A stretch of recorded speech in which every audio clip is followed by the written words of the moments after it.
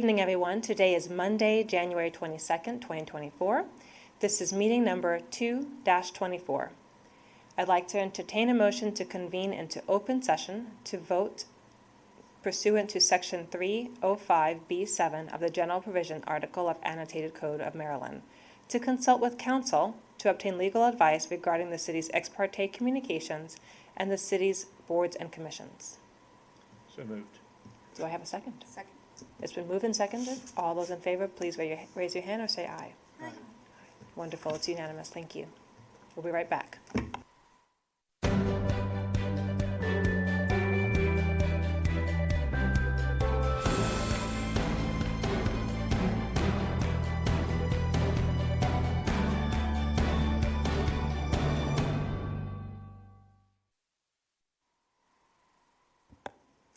Good evening, everyone. Welcome, Rockville.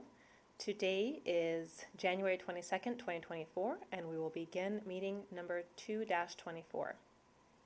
I'd like to move to the Pledge of Allegiance. Please stand or join us as you're able.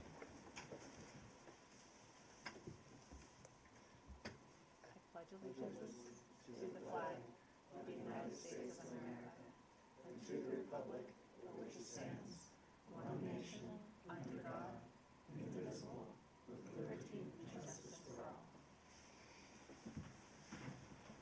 Thank you, everyone. I'd like to open up for agenda item 4, City Manager's Report. Good evening, Madam Mayor and council members.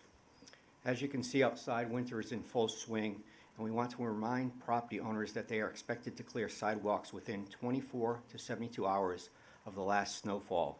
For 1 to 3 inches of snow, owners have 24 hours. For 3 to 9 inches, they have 48 hours.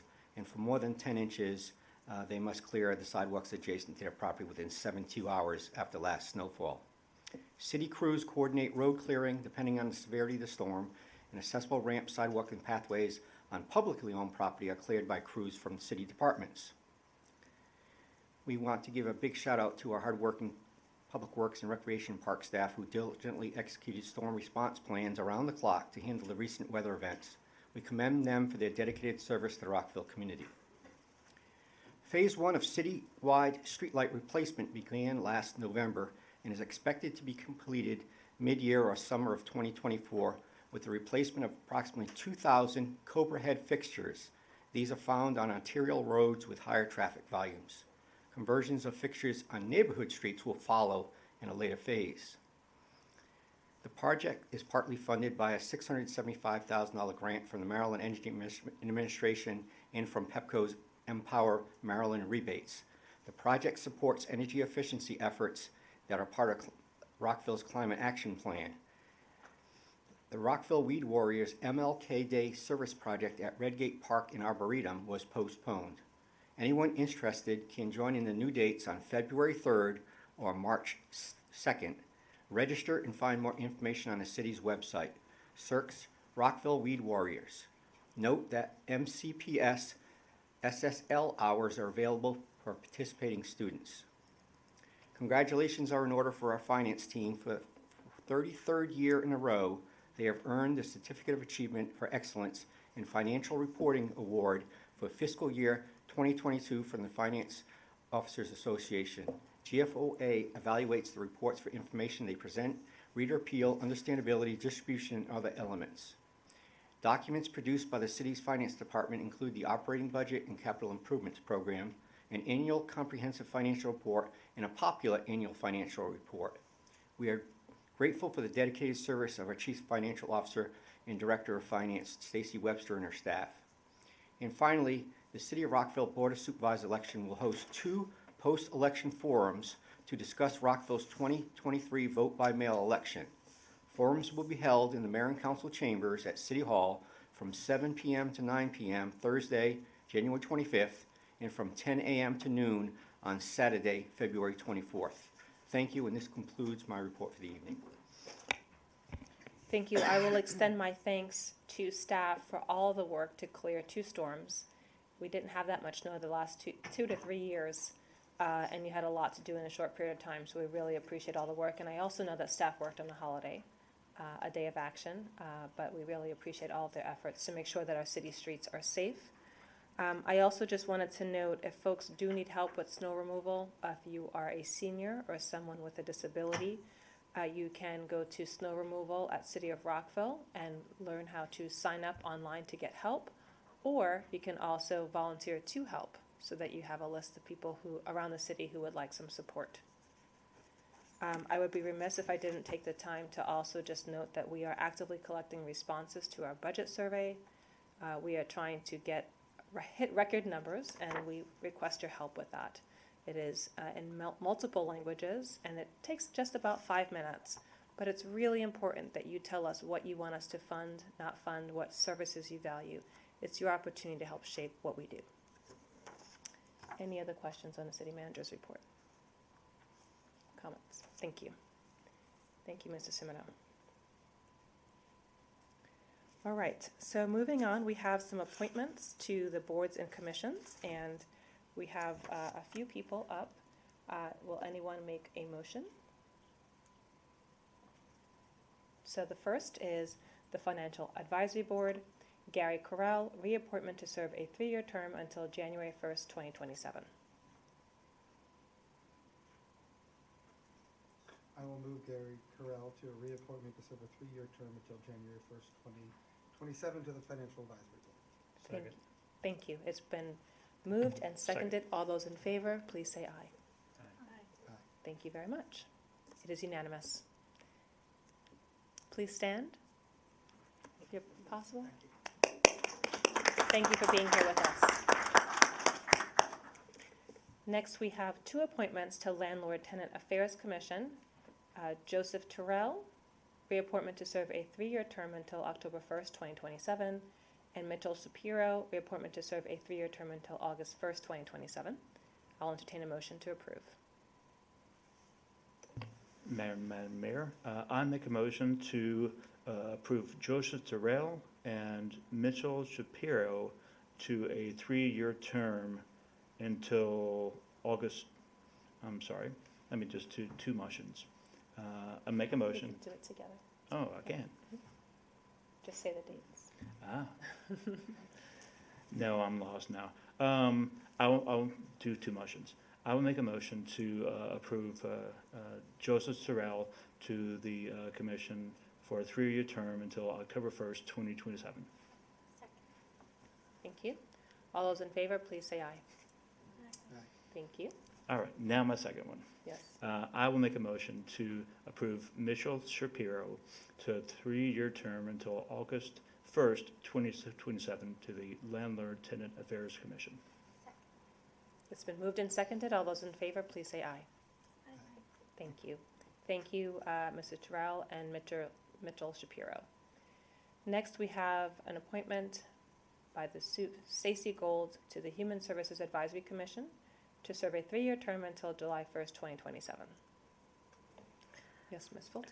I move to Councilwoman. reappoint Stacy Gold to serve a 3-year term on the Human Services Advisory Commission until July 1st, 2027. Thank you, Councilmember Fulton. Second. We've got 2 seconds. All those in favor, please say aye. Aye. Wonderful. Thank you. We appreciate everyone who is volunteering to serve. Our city runs because of the expertise of our residents and the partnership of our staff and their expertise as well. I will just note that we are continuing to do appointments and reappointments, and more will be coming in the coming weeks and months. Thank you to all who have volunteered. I will also note that we now have a staff liaison for the Youth Commission. That is something that we established as a new commission, mayor and council, and information about that commission starting will be shared soon. Thank you, everyone. And now we move on to community forum. We have some in-person as well as some written comments. First is Janet Gallant, co-coordinator of Don't Widen 270.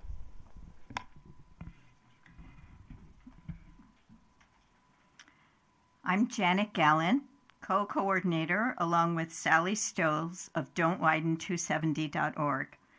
We're grateful for these opportunities to share information about the toll lane plan with you. We know that in current conversations with elected and appointed officials, MDOT has been downplaying toll lanes and saying the project may not get to Rockville. But MDOT's active application for federal funding says something very different. that the Moore administration plans to build the Hogan-era toll lanes, and that toll lanes through Rockville are still on the table, so we can't let up. Tonight, I'd like to briefly highlight two aspects of the project. First, the strength and breadth of local activism opposing the toll lanes, and second, an example of the kinds of hidden damage the project could cause our city. First, activism. Over the toll lane project's 5 federally mandated public comment periods, the public has submitted nearly 9,000 comments to MDOT. 9,000, that's extraordinary. And that's in addition to testimony, questionnaires, petitions, online survey tools, and showing up in person at meetings, rallies, and hearings. In 2019, MDOT mapped public comments by the sender's zip codes over a period that saw 2,300 comment submissions. The great majority of those came from Rockville.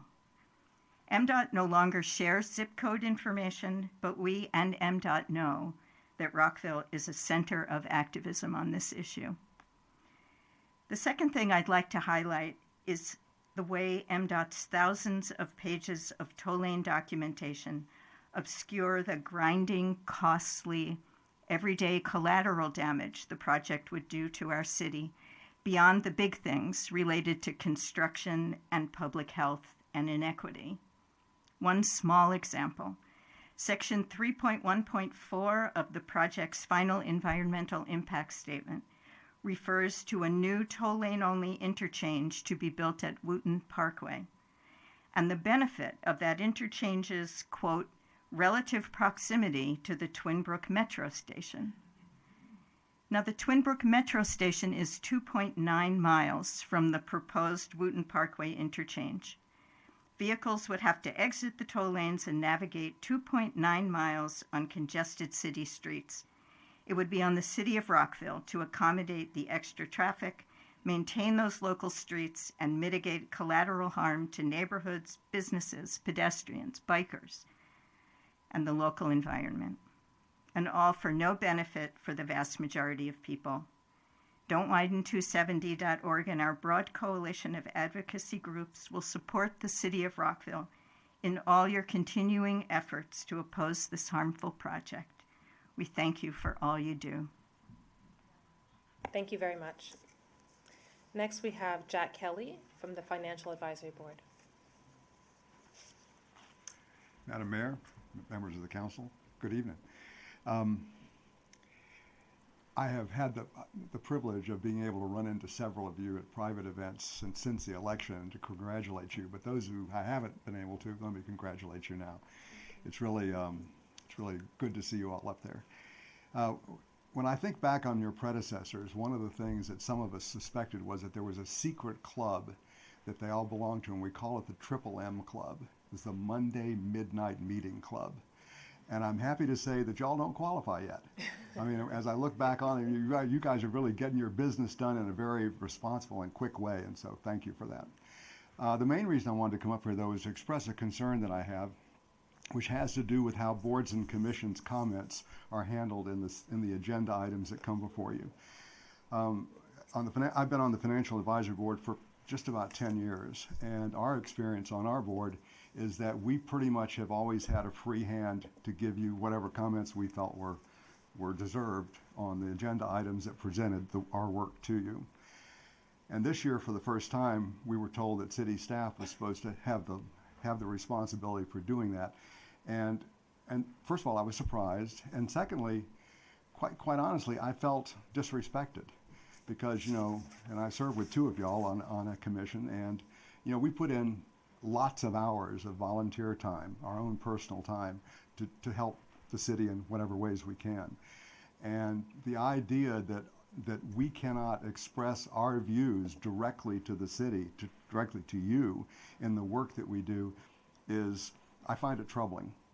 I asked the city clerk about this, if there was a standard city policy, and what I was told that basically the policy has been that the directors of the departments who are presenting the agenda items get to make that call.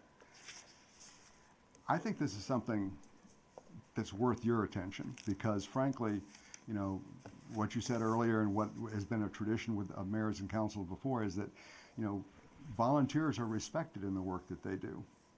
But when we can't express our own views directly to you, I don't feel respected by that position. So I'd just like you to consider it going forward, and wish you a good evening.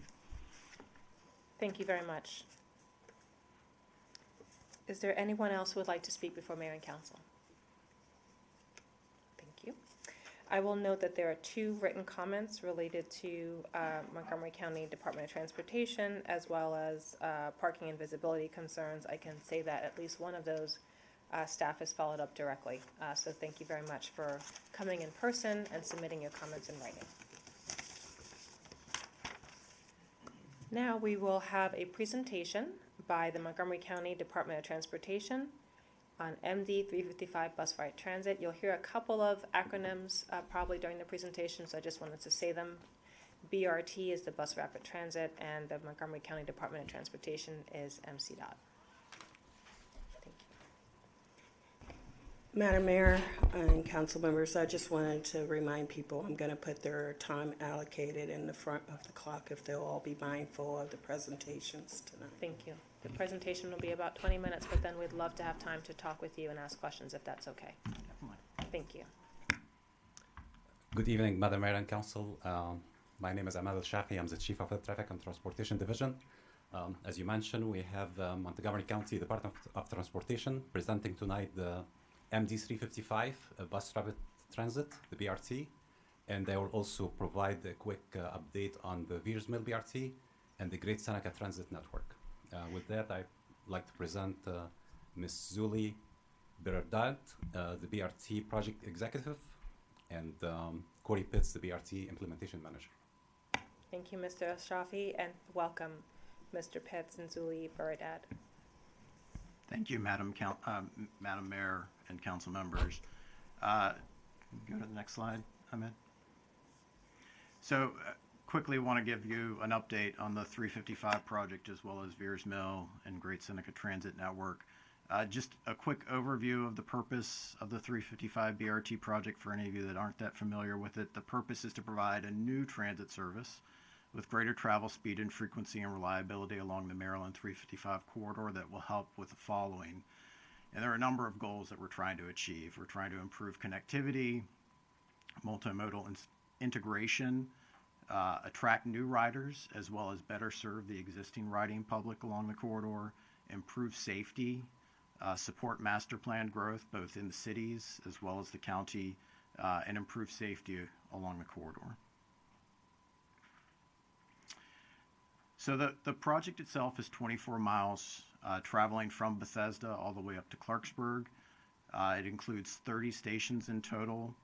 Currently, we're showing 11 miles of fully dedicated BRT lanes of the 24, and those BRT lanes are achieved primarily through widening of 355, so about 11 miles of roadway widening. Within the city specifically, the project accounts for the totality of the 5 miles within the city of Rockville along Maryland 355, and most of those 5 miles are in some form of dedicated BRT lane, and we'll go into those specifics in a couple of slides. There are 6 stations currently identified within the city of Rockville: Shady Grove, Montgomery College, Mount Vernon Place, Edmonston Drive, and Halpine Road. And during the planning phase, working with city staff, we identified 3 additional stations that we're calling infill stations. These are stations that as land use matures, redevelopment occurs along the corridor, we could add those stations in future phases of the project, and that would be at Indianola Drive, Dawson Avenue, and Templeton Place.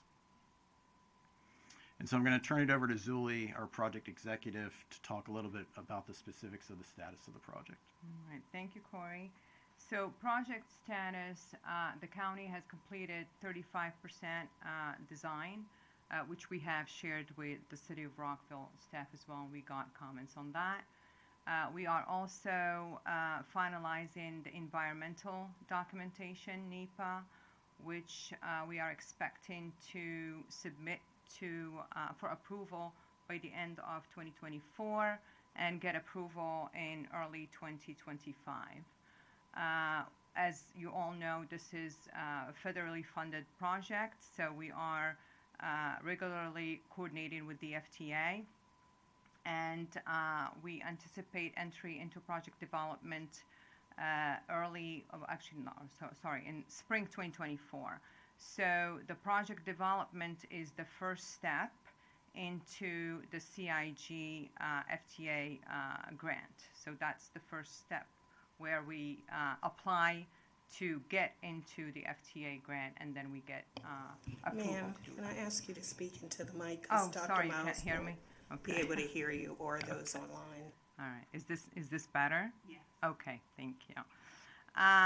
And we are also working on finalizing the request for proposal, the RFP, for this project to be released to the industry to basically award the project to a what we call it's a progressive design build team.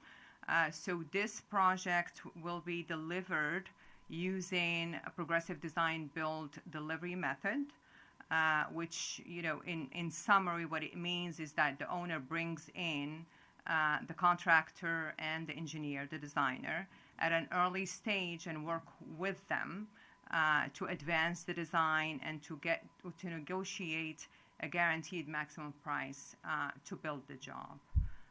Next slide, please. So we're showing here the whole corridor and the segments. So the corridor is broken down into 7 segments from Bethesda to Clarksburg. The portion for the city of Rockville is within segment 2, 3, and 4. So basically it's from, Twin Brook to Shady Grove. Next slide, please. So this slide shows the cross sections of the roadway as it relates to the dedicated lanes that Corey was mentioning earlier. So segment 2 shows the BRT in the median. So we have 2 lanes for the BRT on segment 2, fully dedicated. Segment 3, we have 2 options, which is the northbound is in mixed traffic, and the southbound is a curbside dedicated lane for the BRT. In segment 4, we have what we call one bidirectional traffic. So we have only one bus at a time, depending on AM or PM peak periods. And the other bus will be in mixed traffic. Next, please. So here we're showing the property impacts for the project. Basically, there are 422 properties that are going to be potentially impacted, mainly in the central phase, that's where the city of Rockville is. For right now, we are we know we do have about 135 properties that will potentially be impacted in Rockville. We're still finalizing the design. As we mentioned earlier, we have only 35%. We also are working on what is called the right-of-way acquisition management plan, where we are going to refine a little bit more the information and the parcels that will be impacted by the project, and that will be shared with the city at a later date. So stations, we have 2 types of stations depending on the type of cross section of the roadway. We have a median station and a curbside station. So when the bus is running in the median, we have a median station. Obviously, when it's either in mixed traffic or curbside, we have a curbside station. The BRT stations are safety focused, and within the project, the project scope actually includes upgraded crossings and enhanced pedestrian bicycle facilities. We're also finalizing now the option for eliminating or redesigning the free rides. This cross section here shows it's a cross section with the BRT running in the median, and this was in coordination with City of Rockville staff, and it is considering the City of Rockville master plan as well. So it was coordinated, and this is the best that we could come up with in coordination, again, in collaboration with the City of Rockville, with the minimum impact.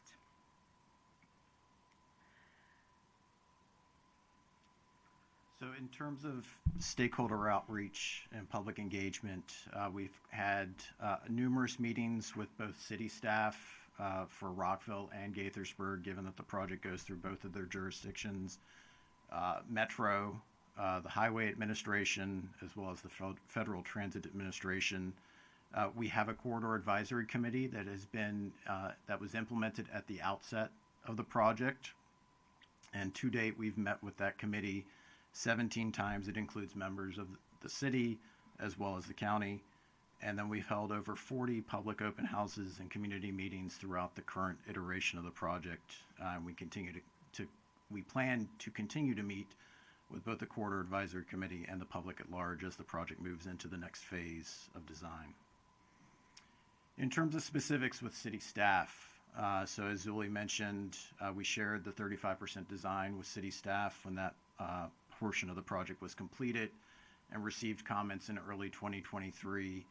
We're now compiling those comments and anticipate reaching back out to staff when the Progressive Design Build team is on board to talk about specific concerns that we can address in the design moving forward. We focused on stations and access, refinement of the right-of-way needs of the project, as well as the bicycle and pedestrian facility designs along the corridor. When new developments come before city staff, they coordinate and reach out to us, and we make sure that those new developments work with the design of the corridor, and that we're minimizing impacts to those developments, as well as accounting for the future implementation of BRT along Maryland 355. And we do coordinate when we are getting ready to go out to the community in terms of stakeholder outreach and who we should be touching point with. I did want to touch briefly on the project phasing. So in terms of our capital budget, we currently have funding to advance final design of the entire 24 miles of the corridor project.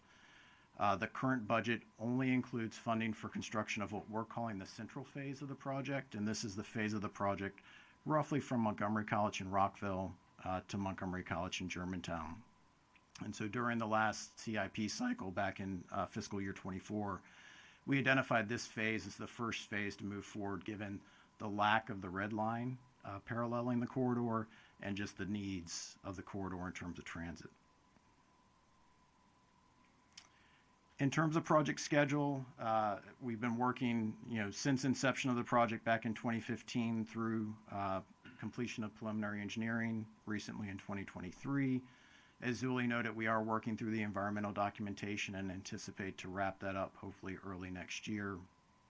Final design will start this summer once we have the Progressive Design Build team on board, and then looking to move into construction sometime in 2025 with that same contractor, again, dependent on award of an FTA grant. But throughout the life of this project, we'll continuously meet with the corridor advisory committees, the public, and our stakeholders. So I know there have been some questions about the transit center up at Montgomery College associated with Lot 13. We've heard questions about that, and so I did want to touch briefly on that. We're looking to improve the transit quality experience around Montgomery College and Rockville, and this is associated with a couple of things. One, the current location will be outstripped of capacity once BRT starts coming online, and that's both the Veers Mill project and the Maryland 355 project, so we just need more space to accommodate the buses. We're also looking to improve pedestrian access around the area, not just to the campus, but also to the surrounding communities. And we also want to improve the end-of-line bus activity. So provide space for our operators to have a space to take a break, go to the restroom, those sorts of facilities that they don't currently have at the current location. Next slide. And so since early last year, we've been working on some concepts for what the Lot 13 Transit Center could look like with some goals in mind. So we want to reduce the overall amount of paving that's actually currently on the site. We don't need the full surface parking lot for the transit center, and so we'd look to try and remove pavement where possible. We want to keep the BRT operation as close to the center as possible, and then amentize the surrounding perimeter with landscaping and other elements. We want to try and create some open spaces that are park-like. We want to celebrate the history of the Carver School and acknowledge its importance in both the city and the county. We want to provide a deep buffer against the residential neighbors to the south. So we acknowledge that currently the parking lot doesn't generate much in terms of activity, sounds, and so we want to buffer that residential community to the south. We want to try and increase and improve pedestrian access both to and through the site, and we want to create some small operator support facility somewhere on the site. And so we've shared these concepts with the College Square condominiums to the south. We've met with them twice since the project has kicked off, and we've heard some concerns. And so we're working through those with that community. Some of the initial concerns were visual impacts, noise impacts, light impacts, and air quality impacts associated with the transit operations. And so we're working through those, and those will be documented as part of the environmental documentation for the BRT project.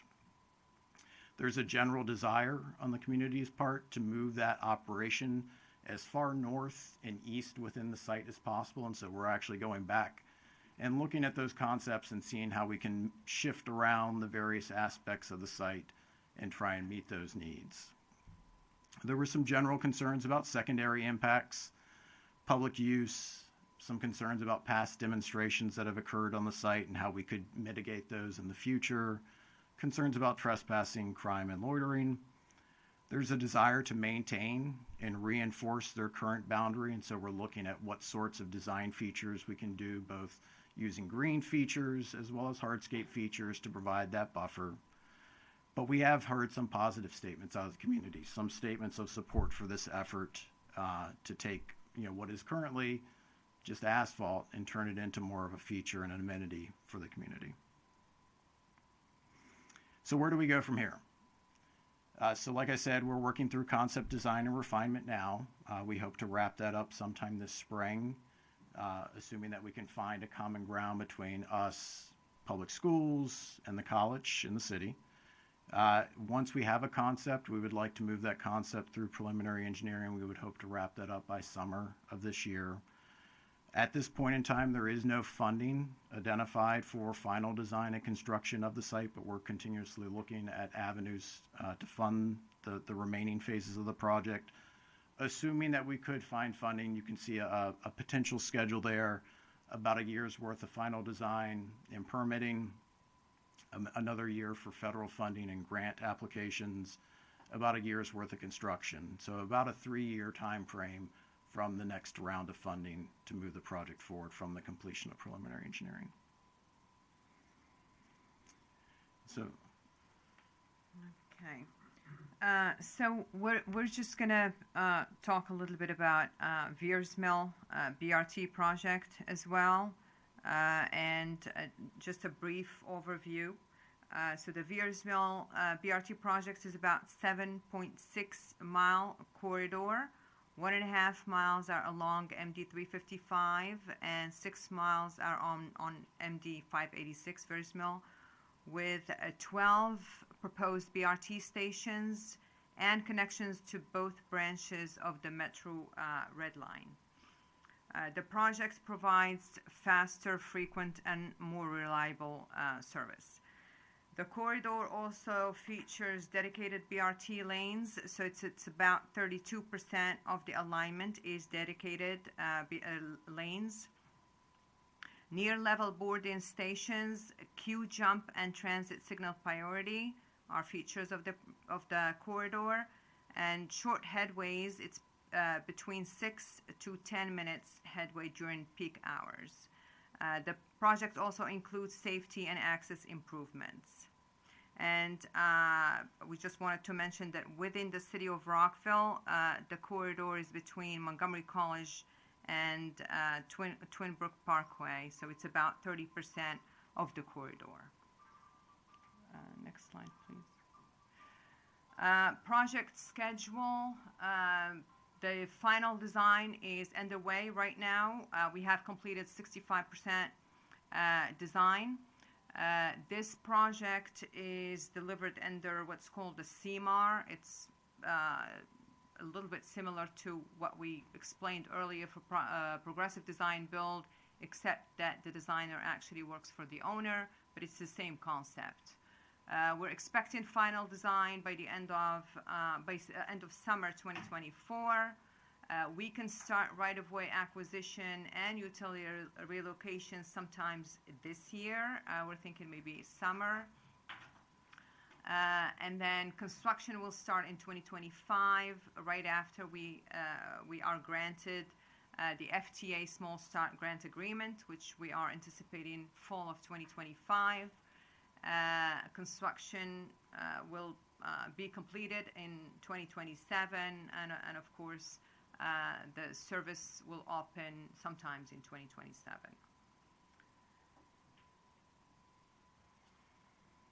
So lastly, we're going to touch on the Great Seneca Transit Network. So the map up on the screen shows the full project. There are 4 lines: lime, pink, cobalt, and gray, that comprise the network. And so currently we're working through what we're calling phase 1, which is the lime and the pink line. The network is envisioned to connect the Life Sciences Center back to the Shady Grove Metro and the universities at Shady Grove. And so you can see the first 2 phases that are currently under construction now. The project does include some portions of dedicated bus lanes, and these aren't being accomplished through roadway widening, but repurposing of either curbside travel lanes or parking lanes that are underutilized on certain streets. And so we want to try and take advantage of the infrastructure that's out there today.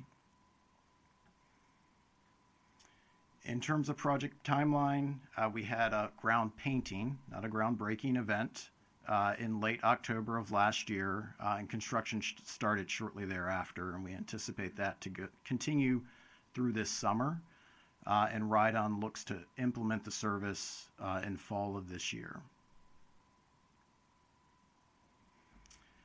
And so I know that was a lot of information in a very short period of time. I've got our contact information for myself and Zuli, as well as Deanna, who's the project manager on the GSTN project, who couldn't be here this evening, as well as our project websites if you want additional information.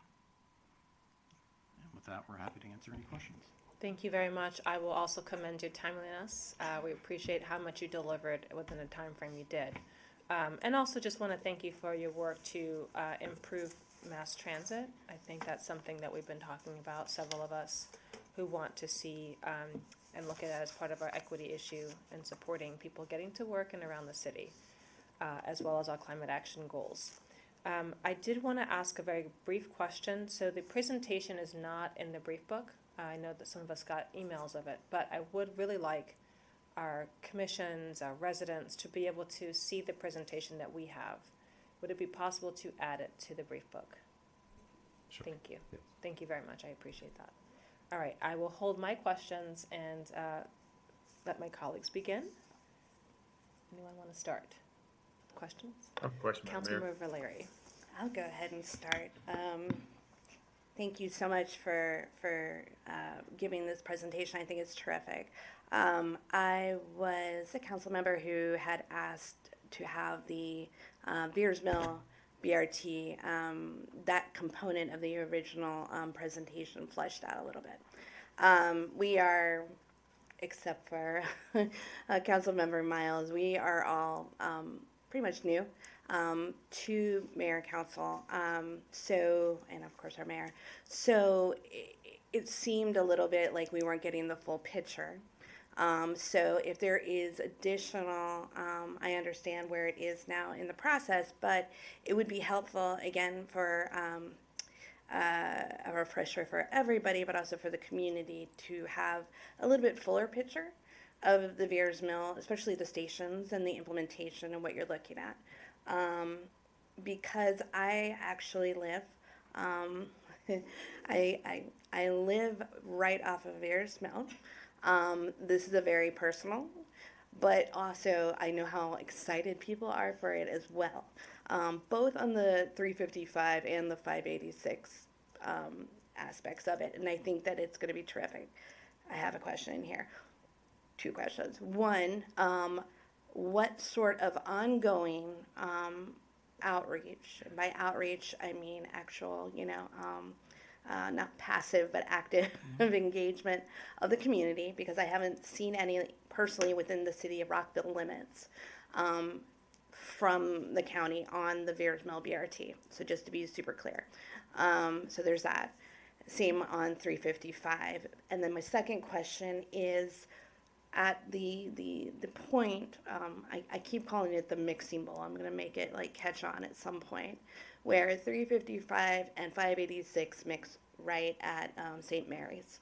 How do you envision navigating that area as you have to balance both BRT, cars on the road, pedestrians, and bicyclists in an area that is already extremely problematic? So those would be my two questions for now. Take the first one. Outreach. So we have a plan, an outreach management plan that we're working on right now.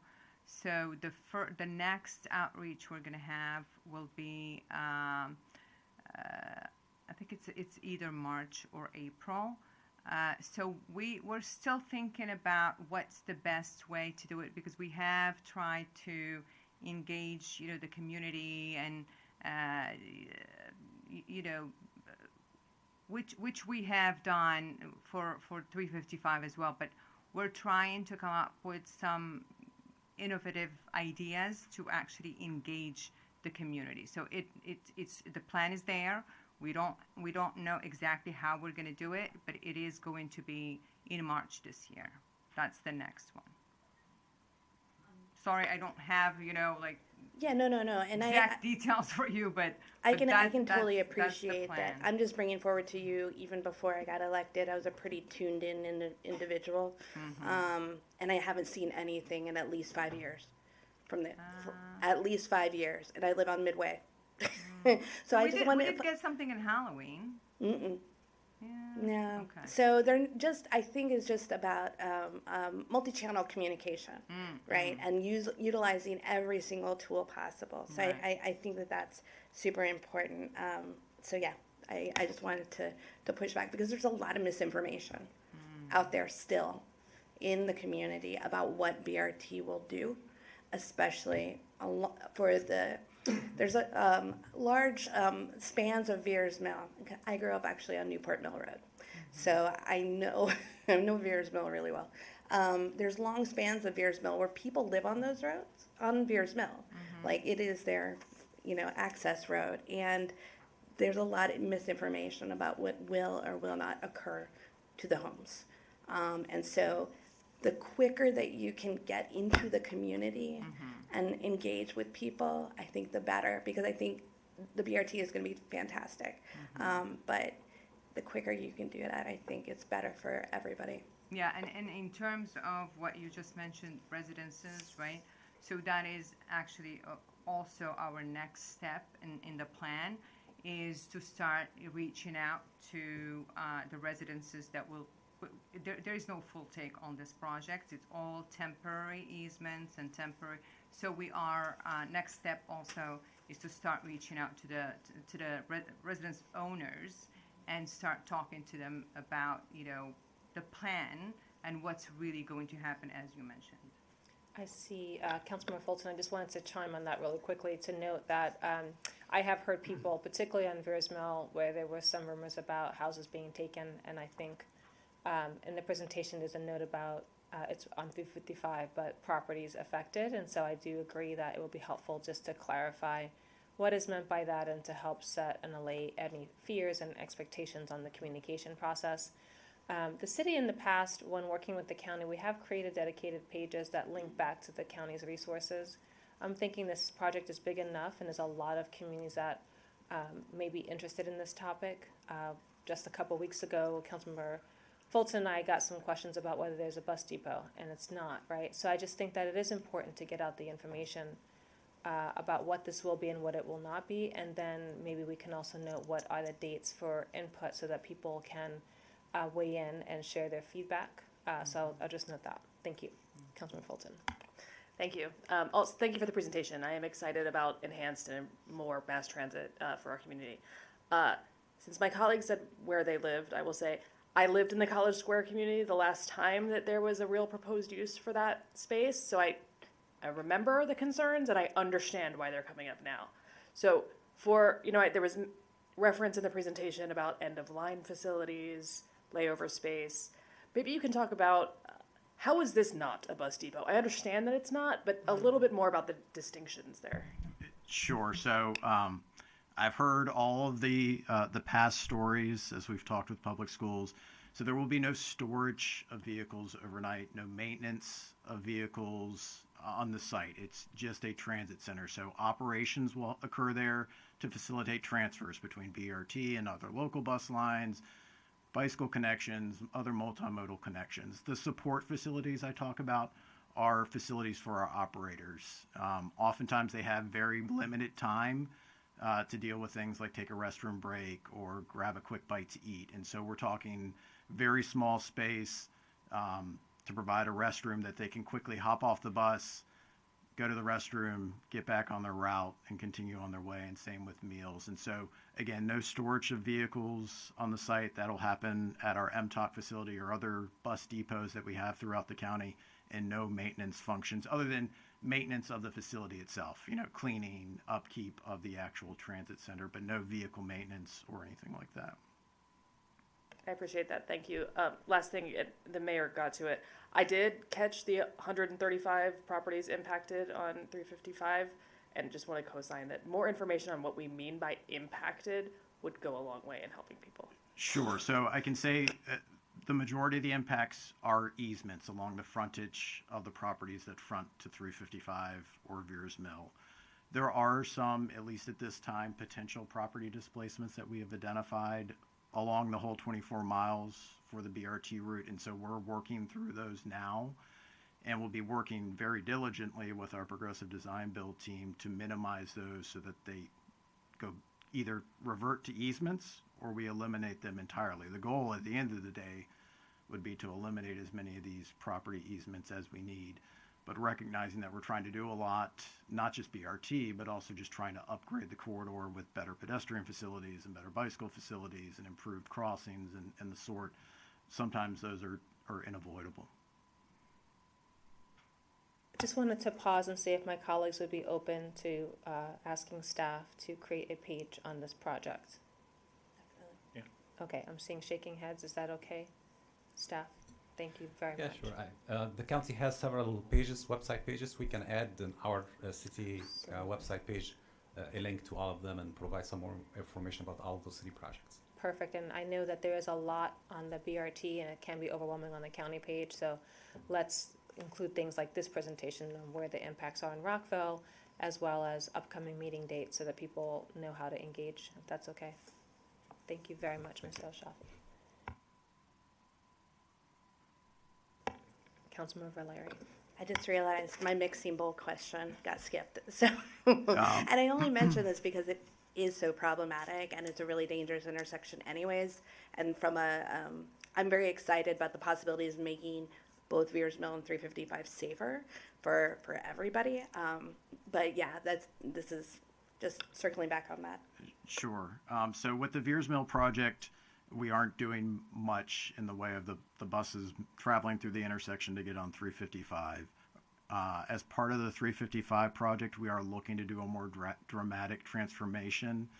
There will be a median bus lane going in through there, so we'll be touching the intersection And typically where we touch the intersection, we try and upgrade everything else. I don't have all the specifics, but would be happy to share those specifics with staff so that they can pass them along to you. Thank you. You also, in the staff report, noted that we'd likely need to modify the bikeway master plan and the Rockville Pike plan. And talking to some of my colleagues, I know that's an area of interest to see how that would be. And I also imagine the Transportation Mobility Commission, as well as RPAC and RBAC, would be interested in knowing that as well. So I don't know, Mr. Oshafi, do you have anything to add there, and when we'd learn more about that? Yes, I mean, we currently, as you know, we have our Rockville Pike plan, and we have the master plan, and we have the bikeway master plan, and they all have references about the bike facilities that we have on 355. Mostly we have cycle tracks, and in some areas we have shared use path. So with working with the county, as you know, there are a lot of restrictions and constraints between the right-of-way availability, and as you see in some cases they have the BRT going only one lane in the middle, and one time they have like a mixed traffic. So long story short, sometimes they have some restriction for right-of-way, so they cannot put the cycle track everywhere as we have in our plans. So we will have to modify our plans to show that we don't have cycle track as well everywhere. We have them, sometimes we have cycle track, sometimes we have the shared use path. So while working with the county, we will be probably in the next few months, we will come back to you to ask to modify our plans to match their plans so they can be all on the same page. Thank you. And particularly along Veers Mill, but also along 355, there are areas where there are bus stops mid-block, there are not signal lights, and so how might this project help to make that more safe? Because people who are just trying to get to work or school or, an event have to essentially either walk a very, very long way or put their lives at risk. So I can say that a large portion of our projects include what we call access improvements. On Veers Mill specifically, I think we're adding, 3 signalized crossings in addition to what's there currently. And so not only are we trying to upgrade the existing signalized crossings, but we're actually adding new crossings, recognizing that the spacing between crossings can be pretty far in certain segments of the corridor. On Veers Mill, we are redesigning completely the Connecticut Avenue Veers Mill Road intersection. So that intersection that it currently has 4 fairly high-speed free right designs today, that will look completely different in the future. And so those are the sorts of things that we're trying to do, is eliminate free rights, improve crossings. Where we have local bus stops associated with our BRT stations, we're trying to get those as co-located as possible. And so all the BRT stations will be at signalized intersections. And so if there is a local bus stop that's nearby, it will also be near that signalized intersection. So I can't speak to every specific location, but those are kind of general improvements that we're trying to do along the corridor in combination, not just with the BRT project, but with our commitments to Vision Zero across the county. That's greatly appreciated. Thank you. And I'll just also note our comp plan allows for some more mixed zoning, multi-use, particularly on 355. And so I just wanted to note that you may see all retail there now, but there could be housing in the future. There's one project that's already doing that. So as we look to build with more people in mind and making it safer. Great. One last thing I'll say is our Environment Commission is here, and I'm sure they'll ask, will these buses be green buses?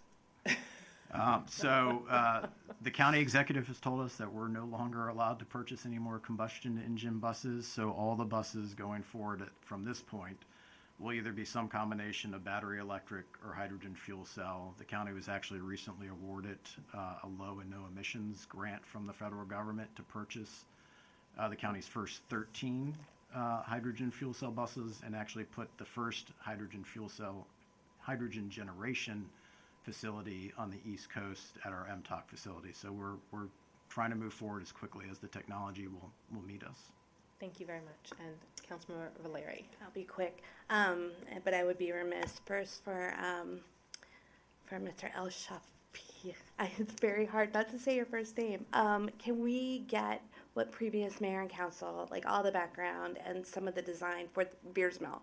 So I'm real comfortable in 355, and I think, especially given some of the new things that are hopefully coming in, but I would be curious to see some of the backstory on Beers Mill, but to a big point, very recently, at the end of last year, we had a pedestrian fatality at Veers Mill in Atlantic. So if I seem very pointed about Veers Mill, it is because I'm really excited about the opportunity to make some impactful changes.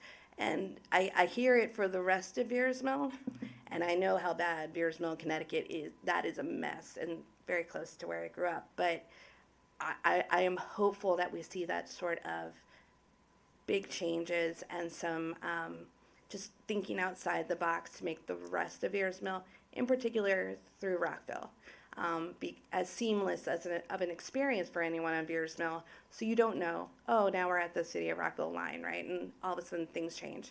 So, but yeah, anything, any of the materials, information on Beers Mill, that would be great. So we can kind of keep it as a dual track, but we need the improvements yesterday. So I'm looking forward to this tremendously. Thank you, Mr. Pitts and Ms. Veredad. We appreciate it, and thank you, Mr. El Shafi. Madam Mayor, if I would be remiss if I didn't thank MCDOT. In my 18-plus years in the city, I have never seen the close cooperation between the county and the city on any project other than this 355 BRT. We went section by section on that road to see what bicycle and pedestrian facilities we could get there. So great kudos and thanks to the county staff for working with city staff. Thank you very much. We wish you good luck. All right, thank you. Sorry, Dr. Miles, I heard you say something. Go ahead. Yeah, can y'all hear me? We can hear you.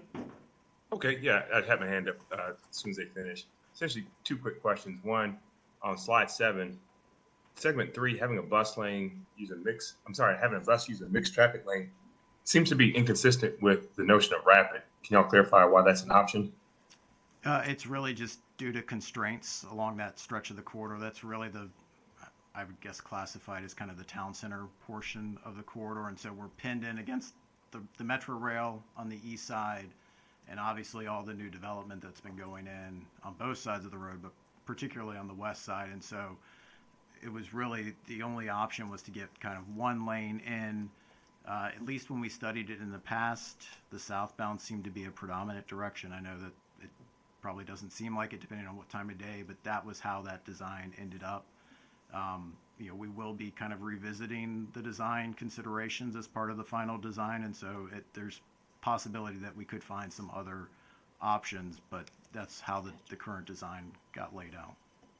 Understood. It kind of speaks to a broader issue that I presume you have the same response, but there seem to be different ways, or seems to be a lack of consensus of where to have the bus lane, be it the median, as the county seems to desire much of the parts, particularly north, and then, a bus lanes on the side. So it seemed like if it were just everybody, all jurisdictions get on board about one way to go, probably make it more rapid. But again, I take your point. The last point or question I have is back at page 6, it talks about these shared use bike lanes. It appears like they were going to be used for bicyclists, pedestrians, and folks who roll. Again, I am the liaison to the Bike Advisory Committee, and I don't want to call myself the advocate bicyclist, but I will say that it's oftentimes a good idea to have a separate bike lane. It's safer for everybody involved. That's all. Thank y'all. Thank you. Thank you, Dr. Miles. Thank you for your time. Thank you. Thank you. We'll move on to agenda item 8B, presentation of the Environment Commission annual report. And we welcome city staff Amanda Campbell and Erica Shingara, as well as Chair of the Environment Commission, Bill McLean, and I see other members here. Welcome. Thank you. Good evening. Thank you, Mayor Ashton and the Council for having me tonight. My name is Will McLean, and I am the current Chair of the Rockville Environment Commission. I'm very pleased to be here tonight to share with you the 2022 to 2023 annual report for the Commission. and I look forward to presenting to you and to hearing any questions you have for the commission. And I'd like to note that we have 2 additional members from the commission, Clark Reed, who was our previous chair, and Summer White, who's also here tonight. Thank you.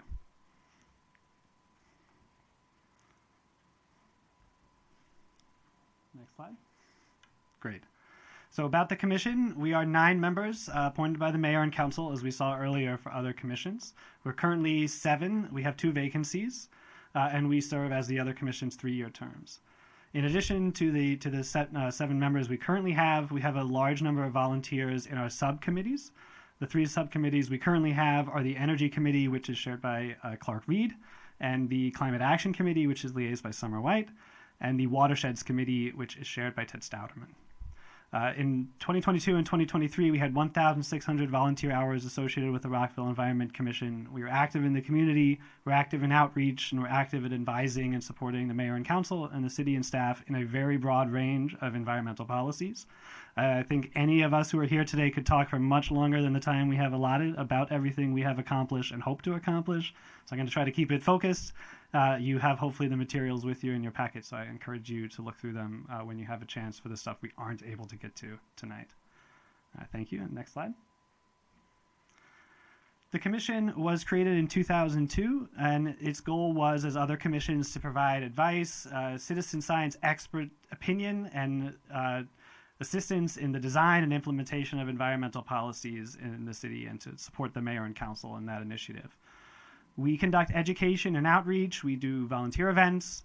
We participate in the farmers market in the summer, and we find as many opportunities as we can to get out and to reach the community, provide citizen science opportunities for students. We do a number of activities that we will share with you tonight. We also recommend the, sorry, I want to go back. We also recommend the Environmental Excellence Awards, which are presented by the mayor and council every year to people from the city who have performed particularly strongly in the environmental area. And we provide feedback on environmental policies, website materials when asked by the city, and we support the city staff in any way that we can. And of course, we provide this annual report.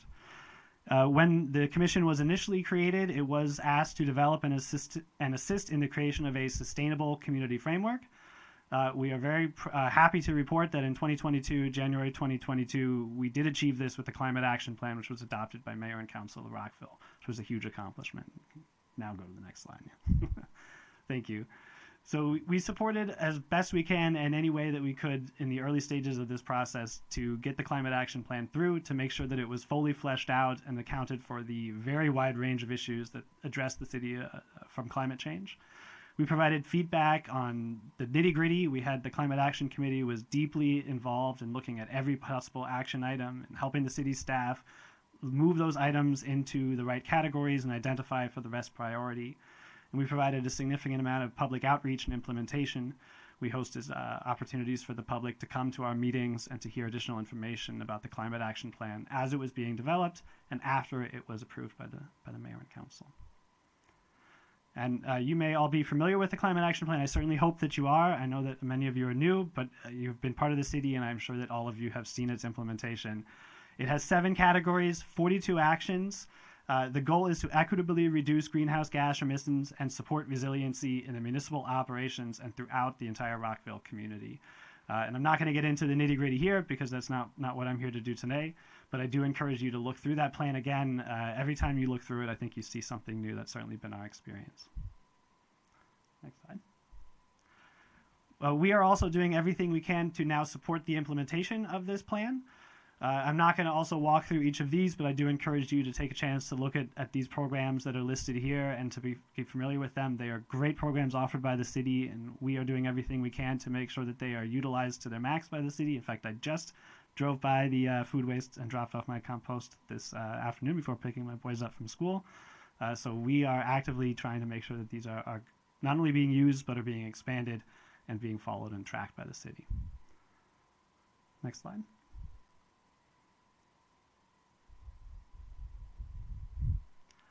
As I said before, a large component of what we contribute is public outreach, and there's a lot to be done. You may have seen us in the center of the farmers market, just down the road from here, in the last few summers. We had 190 in-person contacts in 2023. We have about that number, each year. Typically, we are presenting information about the solar co-op, and we encourage people to sign up just for relative information to get assessments to see if their properties are appropriate. We don't discriminate if somebody comes from outside of Rockville. We're not going to tell them not to sign up. We want them to get involved. But we are absolutely targeting Rockville residents to make sure that they are utilizing all of the available benefits from the county, from the state, from the federal government to get solar panels on their roofs and to reduce the reliance on the electric grid. We also participate and host climate solution talks. We have participated in the past in hometown holidays and look forward to doing so in the future. We are also out in the community trying to encourage people to take EV pledges, to purchase EVs or move into an EV when they can, and to electrify their houses to the best of their abilities. We have a member, Clark here, who has very much electrified his house. You may have seen it over in Twinbrook. It's a phenomenal example of what can be achieved. Next slide. Speaking of the EV readiness, we are extremely focused on what will come for the EV readiness plan for the city. We know that there's a lot of moving pieces. We talk about transportation, we talk about parking, but we also talk about what it means to make sure that we are ready for the future of transportation. I would highlight here just that we do expect to review and provide comments on the draft EV readiness plan. We were presented information about this in our last meeting, and I expect that you will hear plenty more from us on this in the near future.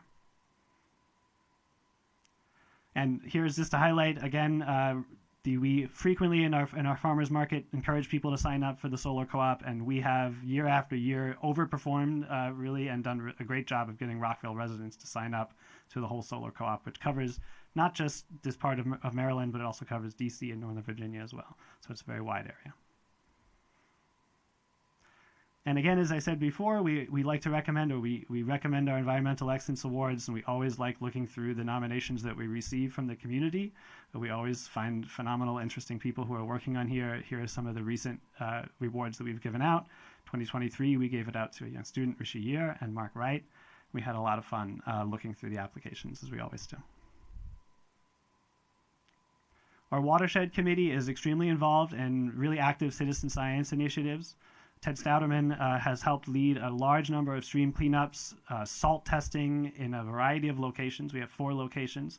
In 2023, we collected more than 40 bags of garbage out of these and provided SSL hours for students in the community to come and get involved in making actual impacts and cleaning up their parks. And I live right above Maryvale Park, and you can always see the difference after they've come. You can go and walk through, and it really makes a difference.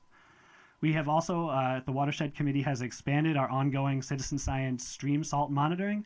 They have purchased salt monitoring tests, and they go out to a number of streams, and they do these shotgun salt monitoring events where an expert at doing this, at this analysis, works with students and works with volunteers and the Watershed Committee and the Environment Commission to collect samples and track and record what is happening.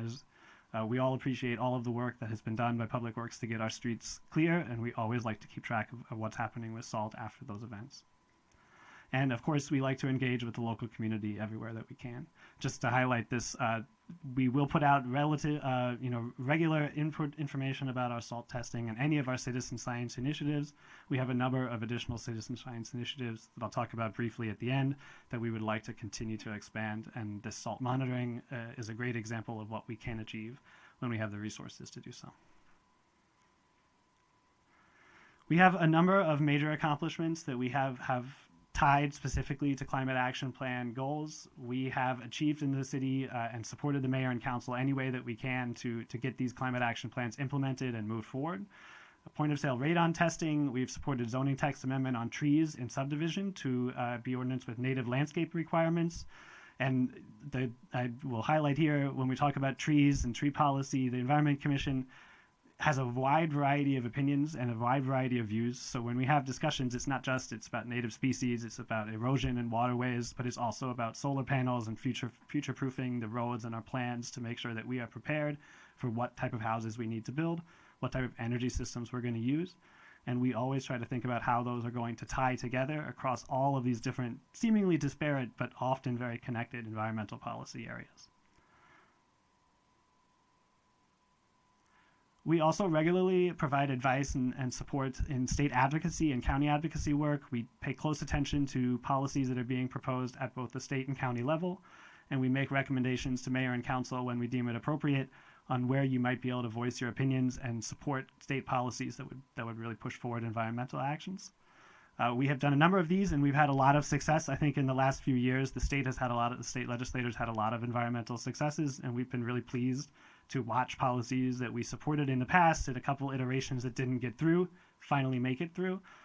These include the Clean Cars Act of 2023, the Community Solar Act of 2023, the Climate Solutions Now Act of 2022, and the coal tar sealants.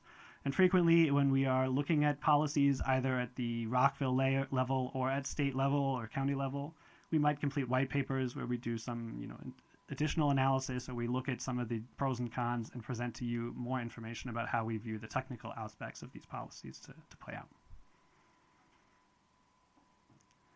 Looking at our next couple long-term work plans where we expect to be contributing most, we know that we will be reviewing and providing comments on plan updates to building codes, to the Forest and Tree Protection Ordinance, to the Zoning Ordinance, to the Town Center Master Plan. These are issues that we will continue to be engaged with because there's so many topics here that hit the environment, environmental policy. We're supporting what the currently ongoing FEMA floodplain mapping. We had a meeting in our last meeting to talk about what outreach and what engagement the community is going to get. As the flood maps are updated and communities are affected, we know that some properties will see themselves moving into flood zones. That'll change their insurance requirements, change their risk profiles. We want to make sure that the community is aware of that and that we're doing anything we can to support the city and FEMA in getting that information out. We will also review and contribute to the Equity Action Plan update, the Sustainable Procurement Policy, and the Green Space Management Plan. And as I said before, whenever we as a commission get together and debate these things, we cover really as all the possible ways they could impact the environment. There's somebody from all areas in our group. In the short term, we have a few things that we are focusing on in the next few months that we know are going to be coming up. We will be promoting the efficiency and electrification programs that we already know are out there. These include the Montgomery County Home Electrification Incentives, the electric leaf blower adoption. We're very grateful for the county for removing that. My children are also very grateful for removing the noise of the gas leaf blowers that haunt them by their schools. So we are excited to see that implemented and are excited to support it. And of course, we're paying attention to anywhere that the city and people in the city can take advantage of Inflation Reduction Act tax credits and move forward on getting this policy implemented.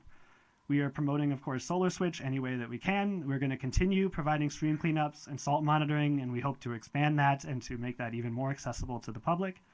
And we will recommend our Environmental Excellence Awards, as we always do this year, and help the mayor and council and prepare the Earth Day proclamation. A few other things that I know the commission would like to hear me talk about. We have a number of plans and policies that we expect to be working on and providing comments and insights onto.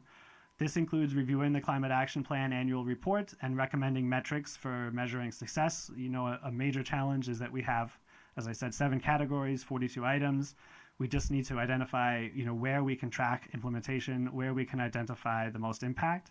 And we think that as, a citizen science expert body, we have a unique opportunity to provide support to you all and the city staff in identifying those metrics and how to track success in the Climate Action Plan, and we would like to continue to be a part of that conversation. We will also, as I said, support the EV Readiness Plan development, and we look forward to reading those comments and seeing more about what the city is coming up with and thinking about all the angles that are impacted here. We will continue to promote renewable energy on city facilities. There are 2 climate action plans that are looking at increasing the amount of rooftop solar or solar panels, as well as a sustainable procurement policy for renewable electricity. And so we will continue to look for opportunities to provide information for the mayor and council about how best to move forward on those initiatives. We are currently looking already at the Maryland 2024 environmental legislation, and we expect to focus on 1 or 2 legislations that we think have a high focus and a high priority to get the mayor and council's opinion on in front of the state. We will always focus on the environmental items in the city budget and advocate for them in the city budget survey whenever it arises, and any other locations that we can communicate to you how much we think this is important. And we provide support as the Green Team for the Sustainable Maryland recertification. And this is a certification about the environmental policies and the actions that Rockville has taken that can then kind of demonstrate the success that Rockville has had on moving forward in sustainability. Coming soon, we expect to have additional conversations about the Street Tree Master Plan on solar installations. As I said before, it's a topic that is on a lot of people's minds in the commission, is making sure that as we update plans, as we update codes and zones and master plans, we are taking into account the next 15 years of development, next 30 years of development of solar and renewable energy, and making sure that this community is prepared for it. In addition, we are interested in expanding our citizen science initiatives to look for fugitive methane leak the best that we possibly can. We know that the utility is doing the work it can do, but that a lot of work still remains to be done to identify the most likely sources of leaking methane. We know that the infrastructure for natural gas is a huge source of a very, very noxious net greenhouse gas, and that just simply closing these leaks is a way to reduce the emissions that we are putting out without even getting to the point of reducing demand and reducing all of those things. It's just a natural first step. So we are very interested in identifying where in the city there might be fugitive methane leaks, the extent of that. We don't believe that information is currently as available as it should be, and we hope that we can contribute to that the best we can. So thank you again. I was managed to leave 4 minutes on my clock here. I'll just highlight again our members: Susan Coster, I'm Will McLean, Sasha Michigan, Clark Reed, Pavitra Svinison, Ted Stoudeman, and Summer White. And we have 2 vacancies that we look forward to adding to our ranks soon. Thank you very much. Thank you so much for your energy and expertise. We really appreciate it. I know I have questions, but I'll kind of hold. All right, so Councilmember Van Grack and then Councilmember Shaw. First and foremost, thank you, Chairman, for being here, and all those members. I know how much work it is. I know how much work you guys do, so thank you for being here and thank you for the presentation. Mr. Chairman, I'm wondering if you could talk a little bit. I know you talked about over 1,000 different volunteer hours. You talked about almost 100 different testing events. And I know that aside from just the general advice and policy that you provide to the city, you do a lot of real world work and have a little bit of a higher budget than some of the other boards and commissions. Could you talk a little bit about the use of those funds and for the next upcoming fiscal year, what you anticipate using some of those funds for in the real world and helping Rockville's environment? Absolutely. Thank you. Yeah, thank you. So as you rightly point out, we do have a small budget. We use that budget for a few items. Some of those are to support outreach. We produce materials about Rockville policies, but a large portion of that is to support our citizen science initiatives. So we buy the salt testing, we buy additional equipment that are used during the stream cleanups. We would, as I said at the end, like to expand our citizen science efforts to do more salt testing, more stream cleanups, as well as this fugitive methane leak detection. So what we traditionally use the resources for would be to purchase the materials that we need to conduct these efforts and to disseminate the information. That's right. Thank you. Thank you so much for your work and your presentation. And it sounds like you did a lot of great community engagement as well and a lot of great accomplishments. Can you talk a bit about your plans for the Equity Action Plan? You mentioned that when you were talking about the 24-25 work plan. Absolutely. So we know that there are a lot of intersections between climate risk and equity issues, and that oftentimes the communities that are most able to deal with it themselves are kind of given that opportunity, whereas communities that are not able to deal with it themselves are often forgotten. And so we want to make sure that whenever we think about the Climate Action Plan or we think about climate initiatives, we are also taking into account the equity impacts of those policies, as well as who may be facing risks that are not coming to the table yet or not able to communicate those risks as highly as they could be. And so when we pay attention to the Equity Action Plan, it's a two-way street. It's thinking about the impacts on the environment policy and climate policy in the city, but also thinking about how climate policy is not taking into account or could better take into account equity issues. Thank you, Dr. Miles. Thanks so much, Madam Mayor. Thank y'all for the presentation. I was just astounded to see all of those over 1,600 volunteer hours. That's awesome. Great job. Also looking very much forward to you all's recommendations, as I think you all alluded to.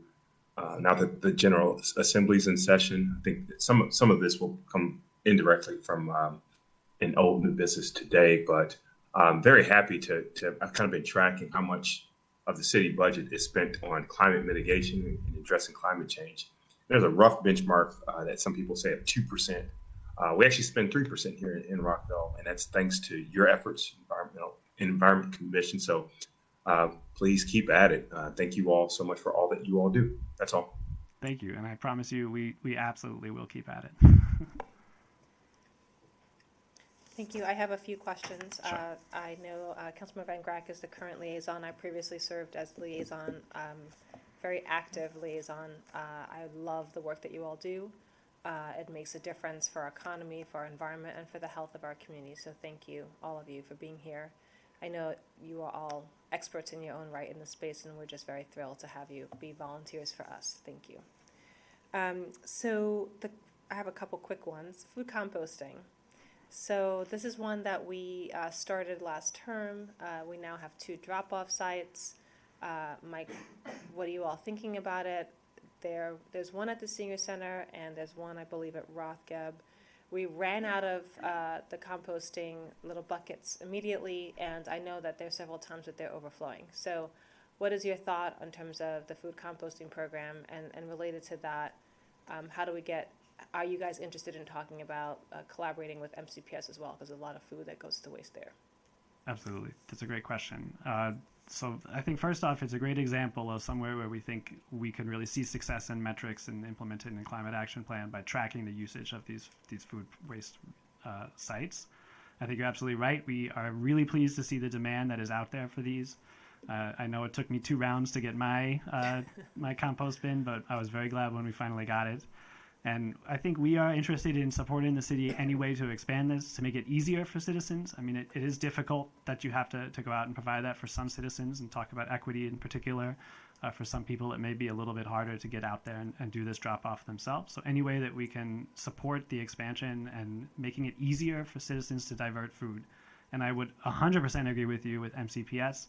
Any location in the city that is producing a large amount of food waste, it is a no-brainer to divert that to composting and to save that from landfills. Thank you. If staff could just include an update on the composting, I know we'll hear about the climate action plan in the coming weeks. EV charging, we did an EV transition. Thank you for your collaboration in developing the EV conversion of our city fleet, and also the EV plan and development. You have 2 amazing staff liaisons who care a lot about that, and I know you all do as well. My comment is that just for the public to know that we're actually installing some EV charging stations in public rights of way. I have not seen too many other jurisdictions do that, and why it's so important from the equity discussion we've had is that people who live in townhomes, as well as people who live in multifamily, don't often have the choice to go EV. We're hoping that we'll change that going forward, but having accessible sites and public rights of way are really important. So as you've done with the EV resolution, is there any goal in terms of what you'd like to see on the solar front? Because we do not have any solar, and I know that's 2 in the works, but what is the commission's thought on that? The commission will absolutely support the city to expand its solar initiatives in any way that we can. We think there is a lot of untapped potential, and as I said before, we think that it's a matter of kind of preparing the city's plans to be solar friendly and solar ready as much as it is preparing incentives so that homeowners know they have that stability, that they can put a panel on their roof for 15 years and expect that the city as it develops around them will make sense, continue to make sense to have those panels. And so I think that is something we will continue to focus on, is how to make sure that we future-proof all of our city plans to be solar friendly and renewable friendly. And we will absolutely support any additional city programs to improve solar, or to outreach on solar. And I just want to add, you pointed out the city staff, and I think I did not point them out earlier, and I should have. Amanda Campbell and Erica Shingar are phenomenal and fantastic liaisons for the Environment Commission. Thank you. I did want to note that this mayor and council has discussed a green permit holiday for Earth Month. We tried it last year, and we're interested in trying it again this year. Just want to help spread the word about that. And then also when we updated the fees, we tried to streamline making it easier to get green permits. But in the month of April, if you're thinking about doing something, that it will be a permit-free holiday. So I had to take the time to at least share that with everyone. And I want to thank staff for the work that was being done on LED lighting, as well as our flood mitigation program. As we've seen, the rains are coming sometimes long duration or flash floods in short periods of time, and it does cost our residents money when property is damaged. The last comment I'll make, I want to thank you for your support on the policy analysis. I've attended and listened to you guys really debate those policies at the state level and what you want to encourage mayor and council to support.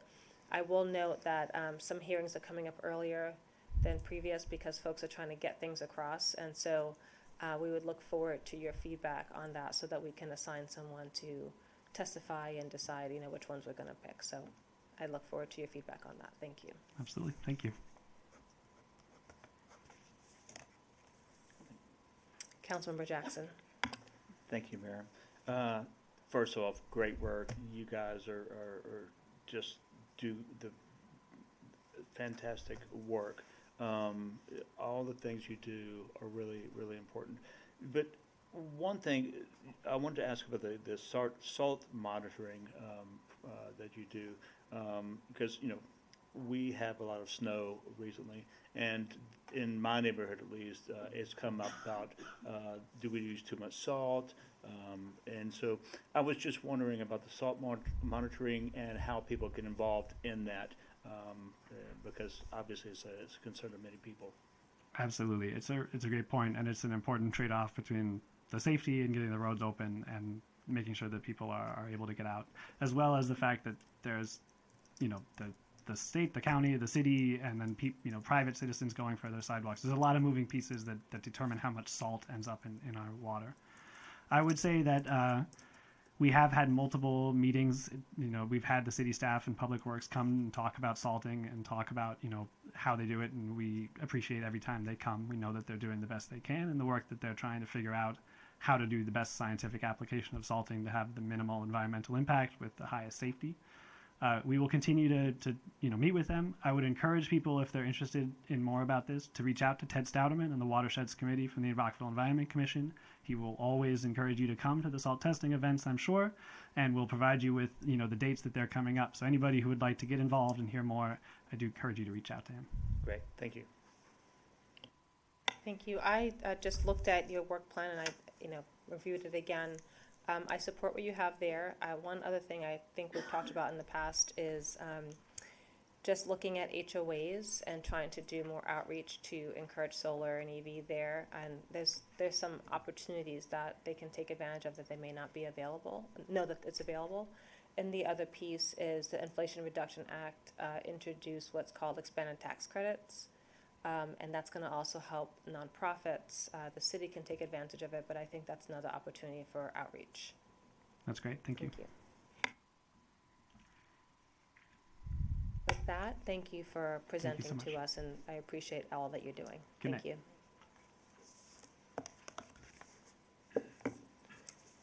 you. Okay, so next we have presentation from the Vision Zero Annual Report and Bikeway Pedestrian Master Plan Progress Update. This is agenda item 8C. We welcome our city staff, Brian Barnett Woods, as well as Ahmad Al-Shafi. Thank you.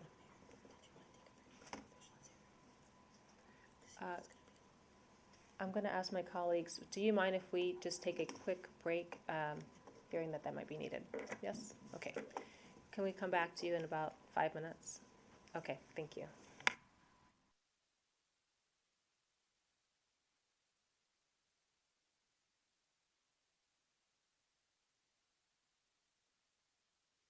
-24. We're going to be moving on to presentation of the Vision Zero Annual Report and Bikeway Master Plan, as well as the Pedestrian Master Plan Progress Update. Thank you to our staff, Ahmad Al-Shafi, as well as City Staff Presenter, Brian Barnett Woods.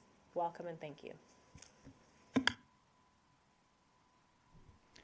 Good evening.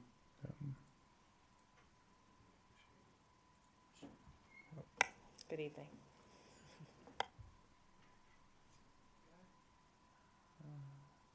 I think so. Oh, there.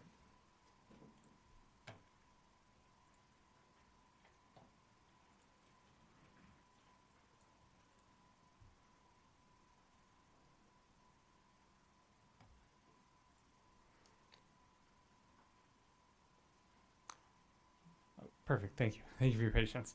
Hi, good evening, Mayor and members of the council. My name is Brian Barnett Woods. I'm the City of Rockville Vision Zero Coordinator. I'm also the Pedestrian and Bicycle Coordinator. This is the first time I think that I have had the opportunity to address this Mayor and Council, so I'm excited to do so. So it's nice to meet you all in a meeting. I'm excited to be here, and this evening I'll be giving a brief presentation on Vision Zero and an update on our progress. I'll do my best to be brief so we can have a full discussion. I will highlight a summary of Vision Zero, some follow-up from last month's fatal pedestrian crash. We'll talk about the Vision Zero action items, progress on the bikeway and pedestrian master plan, and some of our grants which help us implement those plans. For those who are less familiar, Vision Zero is a transportation safety program. The overarching goal of this program is to continue to work toward eliminating serious injury and fatal crashes. This program is a little different from past transportation safety programs. Firstly, it's about how do we reduce harm in general, recognizing that everyone makes mistakes. It's multimodal, it's for everyone. So people driving, walking, bicycling, using transit, rolling. It's not just a pedestrian and bicycle safety thing. It's for everyone in Rockville. This program is data-driven and looks comprehensively at what can be done to improve safety. The first thing I will say about Vision Zero is that it is a very ambitious program, and it isn't easy to achieve, and every day we are working toward these goals. This chart here shows the serious injury and fatal crashes in the city per year and by mode.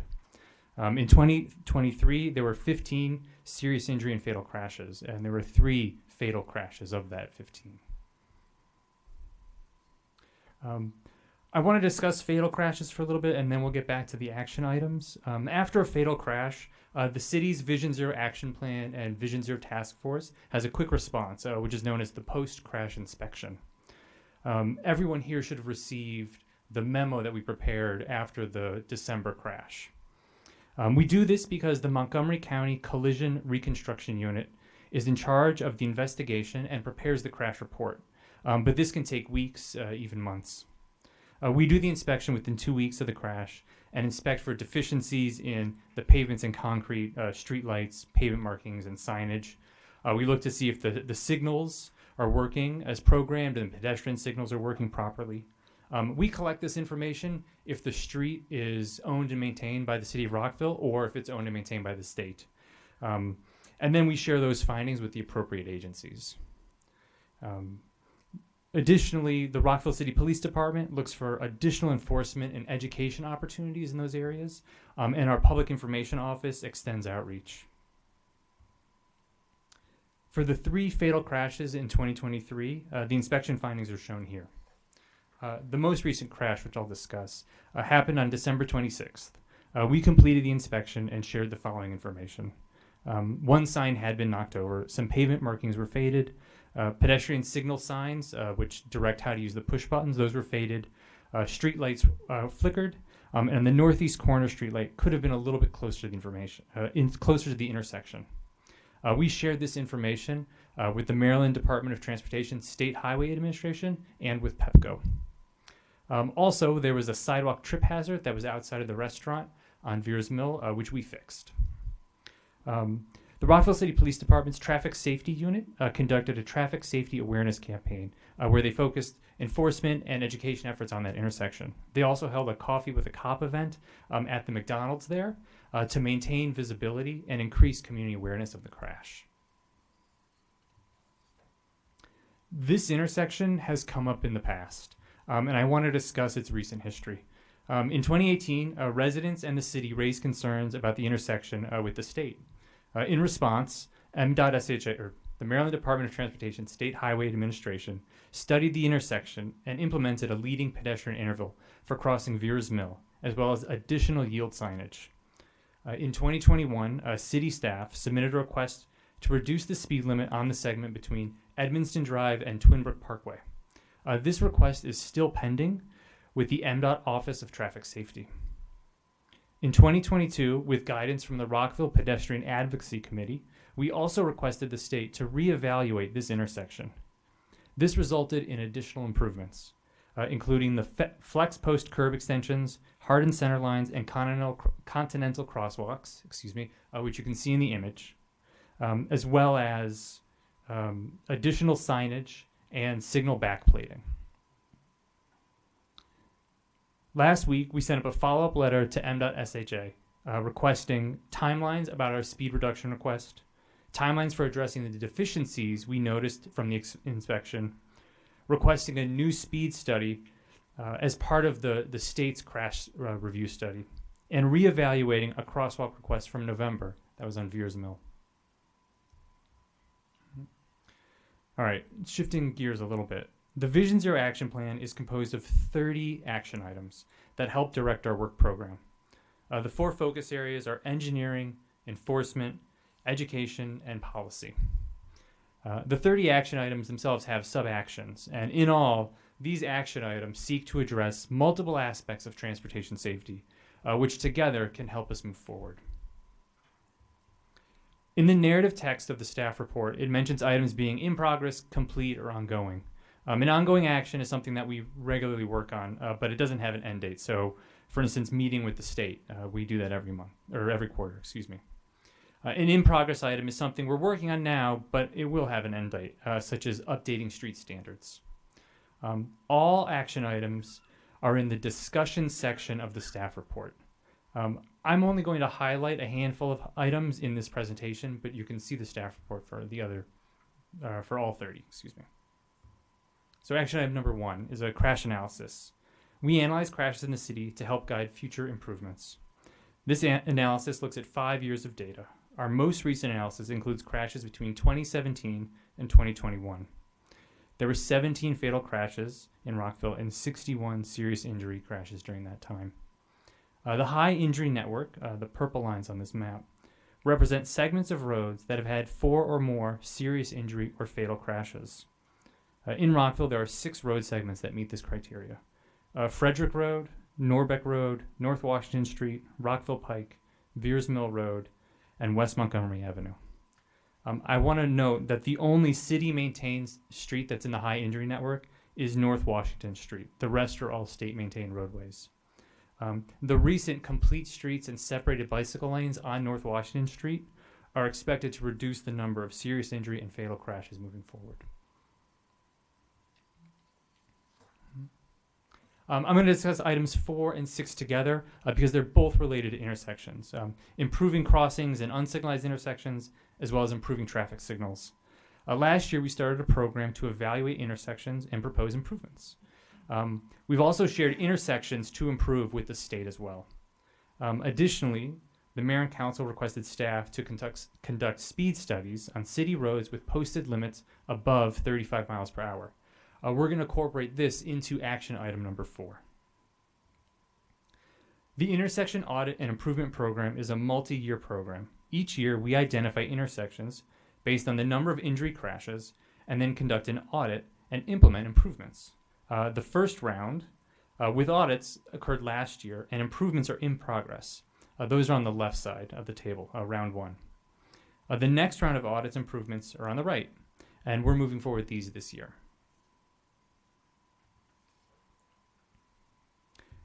Action item 5 is related to coordinating with the state and county. In addition to the standing quarterly meeting, which is where we meet with MDOT SHA to discuss ongoing projects and offer additional roadway safety requests, we work with the state to identify projects for grants and seek their support as we raise new requests for safety improvements as needed. The first round of state intersections for safety audits and improvements is on this list here. Some of the improvements have already been completed, while others are still under review by the MDOT Office of Traffic Safety. I would note that Veers Mill and Atlantic Avenue is not included on this list because MDOT SHA at the time had completed the 2022 improvements prior to this list being shared.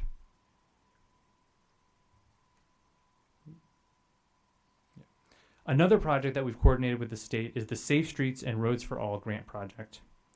We received $320,000 from the Federal Department of Transportation to look at 30 intersections, 20 of which are on state roadways. Similar to our Vision Zero intersection audits project, this project will fund intersection safety audits to identify intersection improvements for all modes to more safely navigate intersections in the city. Our kickoff meeting for this project is in February. Here are the remaining 10 intersections that are part of this grant program that are maintained by the state. I want to note that this is a really important collaboration with the state because we recognize the challenges of roadway safety on state roads. And this is really an opportunity for us to work with them to help increase their capacity to make roadway safety improvements. Action item 7 discusses sidewalk construction. We've created a program to identify sidewalk gaps, complete feasibility studies, design a sidewalk, and then construct. There are many sidewalk gaps in the city, and this will help us identify which ones can be reasonably built considering costs and impacts. The picture here is of one of the public meetings from last year where we go out with residents of the community and we travel up and down the block to identify those concerns and potential impacts for future sidewalks. Also, and as a heads up, the fiscal year 25 proposed CIP budget will detail how these projects are funded. There were 6 sidewalks in the first group, 4 of which were deemed feasible, which you can see here. We're moving forward on preparing engineering designs for these sidewalks. Here's the next group of sidewalks that will be studied this year. When choosing the sidewalks to study, staff consults the sidewalk prioritization policy. We're now moving into the C and D priority group sidewalks. We also, per the Mayor and Council's recommendation, chose segments along streets that don't have sidewalks on either side. So these 5 here are missing sidewalks on both sides.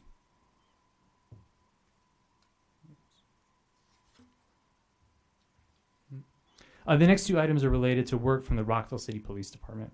As mentioned before, the Rockville City Police Department continues to carry out enforcement and education efforts for traffic safety in the city. Additionally, when Public Works receives traffic safety concerns, for example, someone having concerns related to speeding or motorists not yielding, we will also share this information with the police department, requesting additional enforcement in those areas. Oops. Speed cameras. There are 17 speed cameras in the city in total. This includes 10 portable camera units, 6 fixed pole units, and 1 mobile van. Additionally, there are 10 red light cameras. Last year, all of the cameras were updated to the newest technology. There's also a new contract signed in November of 2022. As a reminder, there are state laws that govern where cameras can be placed. This includes school zones and residential areas, and roadways can't have a maximum speed limit above 35 miles per hour. In the city, many cameras are rotated every 3 to 4 weeks, and the portable camera schedule is posted online 1 week in advance. The Public Information Office has prepared multiple outreach strategies. This includes an overarching Vision Zero communication plan that we put in place in 2022. Last year, there was also the Pedestrian Master Plan outreach plan, and the Town Center Bike Lanes outreach plan, which is being executed right now. The Public Information Office works to do proactive outreach about safety for all modes of transportation, including tips aimed at pedestrians, bicyclists, and motorists. Provide updates about progress on Vision Zero related transportation improvement projects, messaging in response to current events, including crashes resulting in traffic fatalities or serious injuries. And there are some new videos about the Town Center bicycle lanes, describing the benefits of the facilities and tips for use by motorists, pedestrians, and bicyclists. For Safe Routes to School every year, participating schools can reach out to us for giveaways for students who participate in Walk and Bike to School Day. We also just submitted a grant application to the National Safety Council's Community Traffic Safety Grants Program. Our proposed project is to develop Safe Routes to School maps for each of the city's elementary schools. The award announcement is in the spring, so we'll see where that goes. Action item 23 is related to updating policies and laws that impact safe transportation. The Pedestrian Master Plan also recommends updating several different policies. We've provided initial comments to the planning staff regarding the zoning ordinance rewrite. And we also want to include an update to the comprehensive transportation review at the same time as the zoning project ordinance, or the zoning ordinance project moves forward. Because the comprehensive transportation review is designed for development applicants and is very closely tied to zoning. Also, one of the first pedestrian policies we'll review is the synthesis of pedestrian policies. This is part of the Pedestrian Master Plan implementation. So switching gears again, I want to talk about the bicycle and pedestrian master plans. As a background, the Bikeway Master Plan was adopted in 2017. It has a variety of recommendations. These include where new bicycling facilities should go, as well as other considerations that should be made related to bicycling. The Rockville Bicycle Advisory Committee has been instrumental not only in reviewing the plan before it was approved, but also providing guidance for its implementation. They have supported our efforts to seek grants, provide comments on alternatives, and they ride their bicycles in the community to show everyone that it can be done. Some recently completed and in-progress projects include getting pedestrian and bicycle counters to help track bicycle use, completing the Scott Veers Drive shared use path feasibility study, and ongoing projects to prepare designs for a shared use path on Monroe Street and Fleet Street. There's also the recently completed separated bicycle lanes in Town Center, and we're also looking at adding bicycle lanes to extend this network to Martin's Lane, providing a safer ride for families going to and from Town Center or to and from the Rockville Swim and Fitness Center.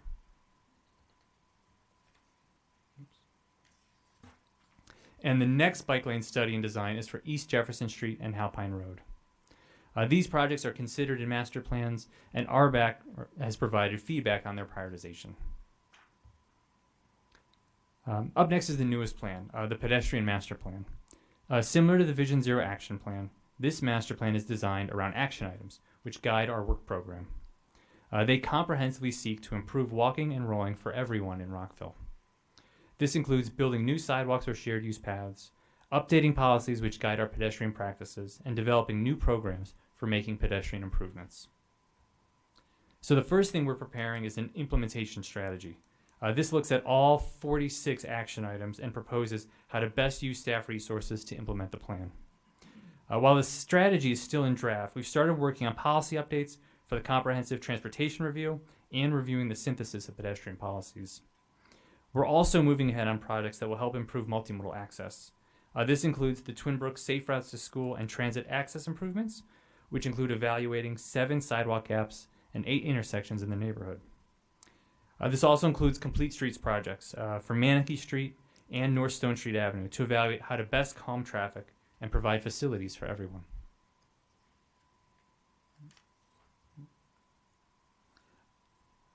Lastly, we want to talk about grants.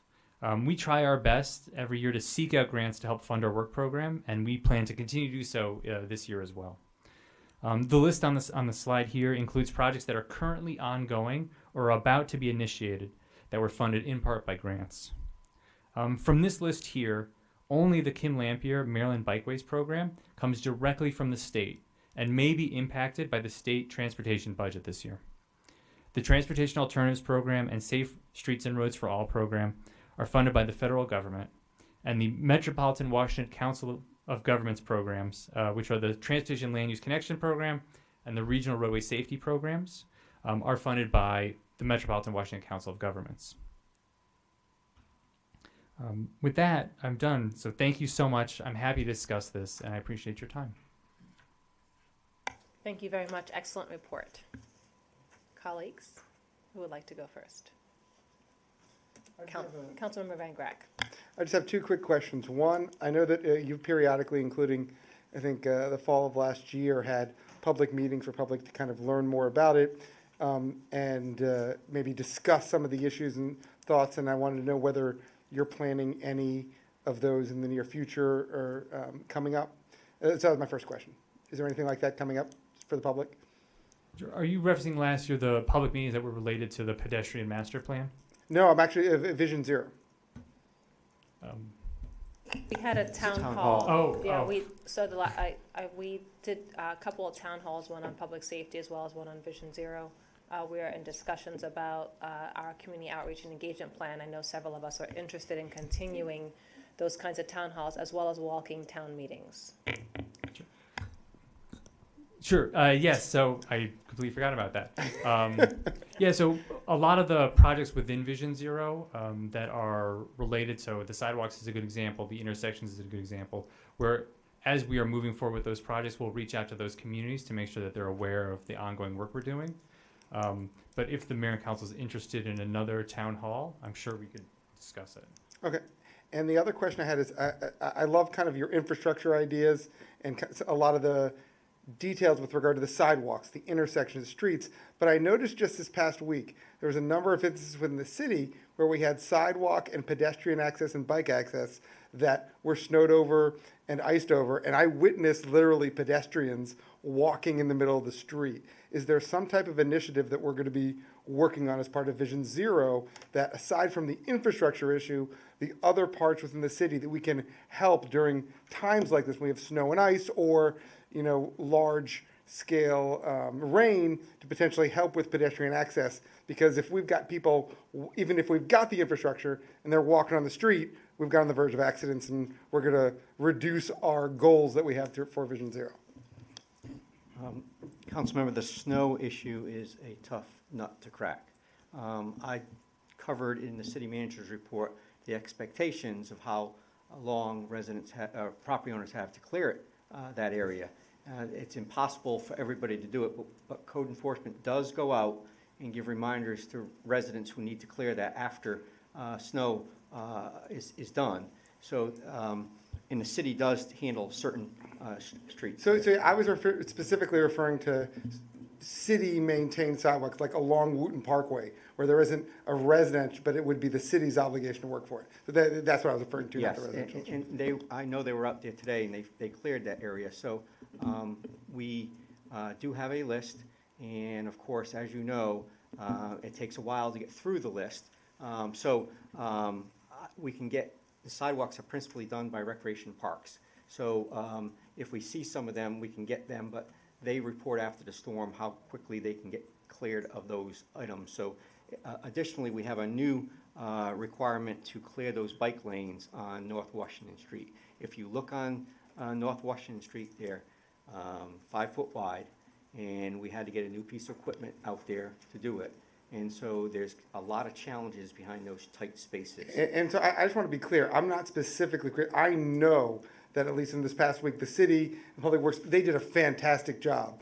That being said, I guess my point is we could always do better. Absolutely. And as part of Vision Zero, that might be an avenue for us to, whether it's funding or personnel priorities, work to make it better. But I know that the staff did a fantastic job. It's just an avenue to do better. If we're looking at zero, that's just an avenue of improvement. As a matter of fact, if you look on state roads, sidewalks on state roads that do not abut residential properties or commercial properties, there are a few that are not getting done. And we were just talking about one of those today, because in the end, we really don't expect State Highway to get out here and do it. So you're correct.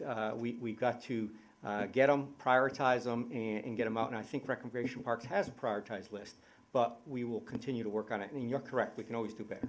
Thanks.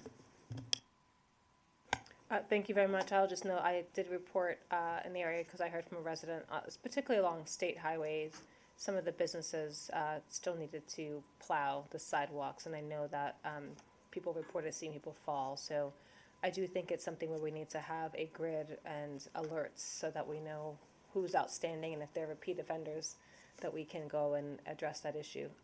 So thank you very much. On the note of sidewalks, I was just going to remember previous budget discussions where if we were following the normal pace, we were going to take potentially 100 years to get all our sidewalks done. I know that we have accelerated that in previous budgets, but where do you stand on where we're missing segments of sidewalks? What is it looking like now in terms of the trajectory to get those done? And I will just also note safe routes to school is great. I want to see more schools getting involved in that. And also that particular site also advocates for safe routes to parks. So it's another area that we need to make that accessible to people.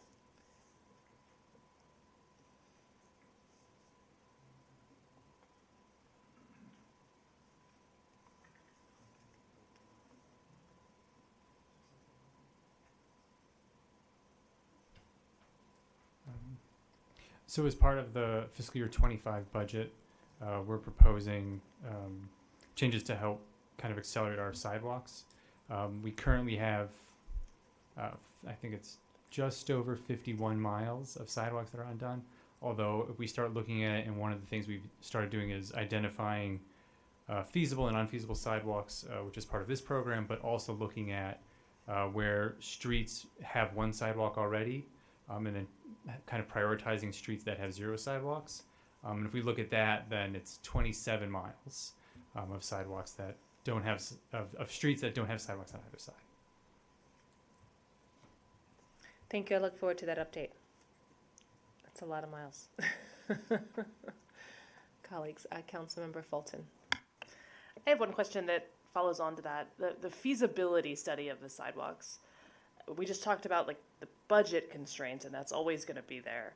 But I understand the feasibility question to be different. And does that mean that it would result in an area, for example, very close to an elementary school with no sidewalk on either side, being deemed infeasible regardless of budget? Yeah, I can talk about this for a little bit. As you know, I mean, Rockville is not a new city, so we have a lot of streets that have been built a long time ago. And wherever you don't have a sidewalk, the question is, do we have a space for the sidewalk or not? And it's not just the space, if it's available or not. This new sidewalk gonna take place of maybe some trees are already there, maybe some utility poles are there, maybe some people are parking there, maybe some people are putting their landscape there already. And of course, a lot of residents feel that this is a part of my property, which sometimes they don't know where is the right-of-way line. So we, as you see, we do our sidewalks on 3 phases. The first phase is the feasibility. So we start to go first and try to see first there is a space for it or not. And then we go and walk with the block, and we bring the residents who live on the street and tell them, we want to put sidewalk, you put on this side or this side. And when we say it's not feasible, I think everything is feasible, but it has a price. It's either people have to agree with what we are doing, because believe it or not, half of the battle at least is that residents do not want sidewalks on their street. Some people feel that's not safe because now people are gonna walk in front of their house. Some people feel that, oh, we're gonna now shovel snow. We did not do this for years, so why do we have to do it? So honestly, we get resistance from residents to put sidewalk.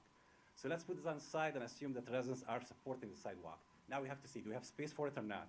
A lot of time we don't even have curb and gutter. And in this case, sometimes the sidewalks start to be very expensive because we have to put a drainage system that did not exist. So money can be an issue, utility poles, trees. So like I said, anything can be done, but are we and the residents and the mayor and council are willing to remove trees, relocate utility poles, remove landscaping, eliminate parking in some cases? So that's why we do the feasibility study to see, are we gonna be able to meet all of those challenges and the conflicts? And that's why we did 6 sidewalks last year. We did feasibility study. We ended up choosing 4 of them moving forward, and 2 did not move forward. Money is totally a different issue, and I think we can talk about it probably during the budget, because the sidewalk now linear foot can be anywhere between $300 and $600 a foot. And if you do the calculations, and if we go with our program that we are trying to achieve even 1,000 foot a year, that would be, we're talking about $800,000, $1 million a year, and that's probably something would be hard to put in our budget. So that's all the challenges we have. Like I said, feasible does not mean it's impossible to do. It's just, are we going to be able to meet those challenges and find this balance between the restraints of the right-of-way, the residents, the issues of the utilities and all of this, the money, and then we can go forward with it or not. Thank you. Appreciate that. Councilmember Larry. I have a lot of questions, but I will only take up, I don't know, next 20 minutes. No, I can. I will skim through them. Thank you for answering. I submitted a lot of questions to you all, and I appreciated the answers for the most part that I received, including some of the background information, since some of us had never seen some of that before, which is exciting. I think I'll probably just go very quickly to a couple of points more so, because I think some of these things have been a problem since before RPAC, the Rockville Pedestrian Advocacy Committee, was born. Under action item 11, explore expanding automated enforcement. I found that interesting and kind of interesting in terms of action item number 24, which is ensuring fairness and equality through Vision Zero projects. Because if we're looking at red light cameras, and I just happened to go to the city map for it, which was updated on October 10th, 2023, red light camera locations. There is only one on the east side of the city, and that's at Park Road and Stone Street, which ostensibly is because that's closer to town center. However, you have a light close to a high school along Baltimore Road, Baltimore and Twinbrook Parkway, which would be a natural place that you would not want to see people running that red light. And so why that's not being taken into account. I mean, it's just kind of stark when you look at all the little symbols on here, right? That you have a whole, there's not a lot of equity there. I think that was my biggest challenge with all the answers that you gave me back to my questions, that wanting more detail in regarding geographic equity in basic transportation transit safety should be a little bit more than a couple sentences, frankly. And it should be akin to what the Environment Commission did, which is having an actual equity plan so that you look at every single issue along the way through that lens. So that when you're talking about sidewalk prioritization, that the feasibility should be seen through the lens of where are we not doing sidewalks, where are we not putting in sidewalks, where are we skipping it on design because, you know, the traditional sidewalk model doesn't work for a particular tree. Well, then that's going to be a different solution, right?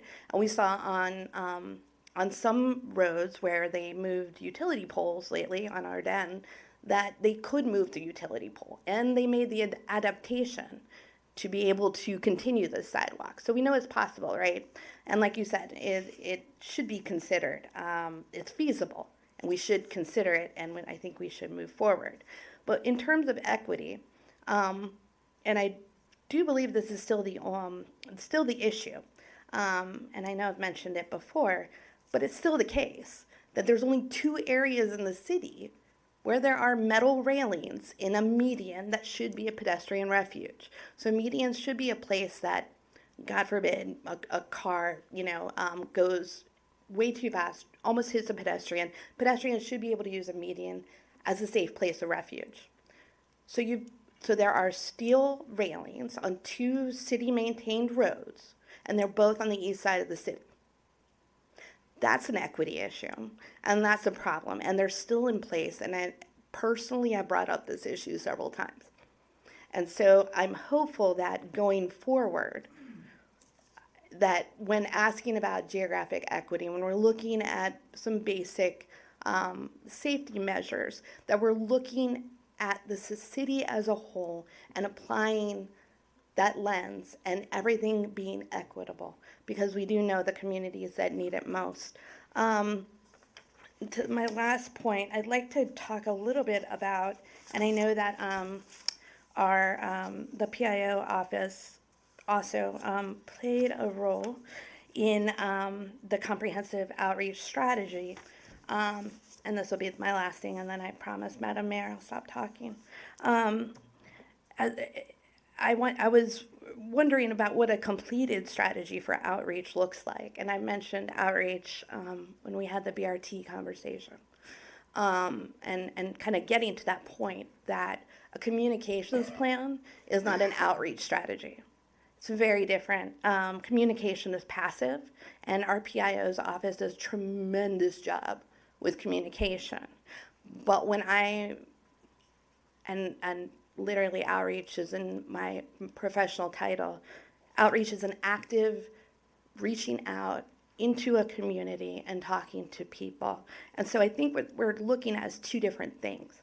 I think our communication strategy is spot on, tremendous.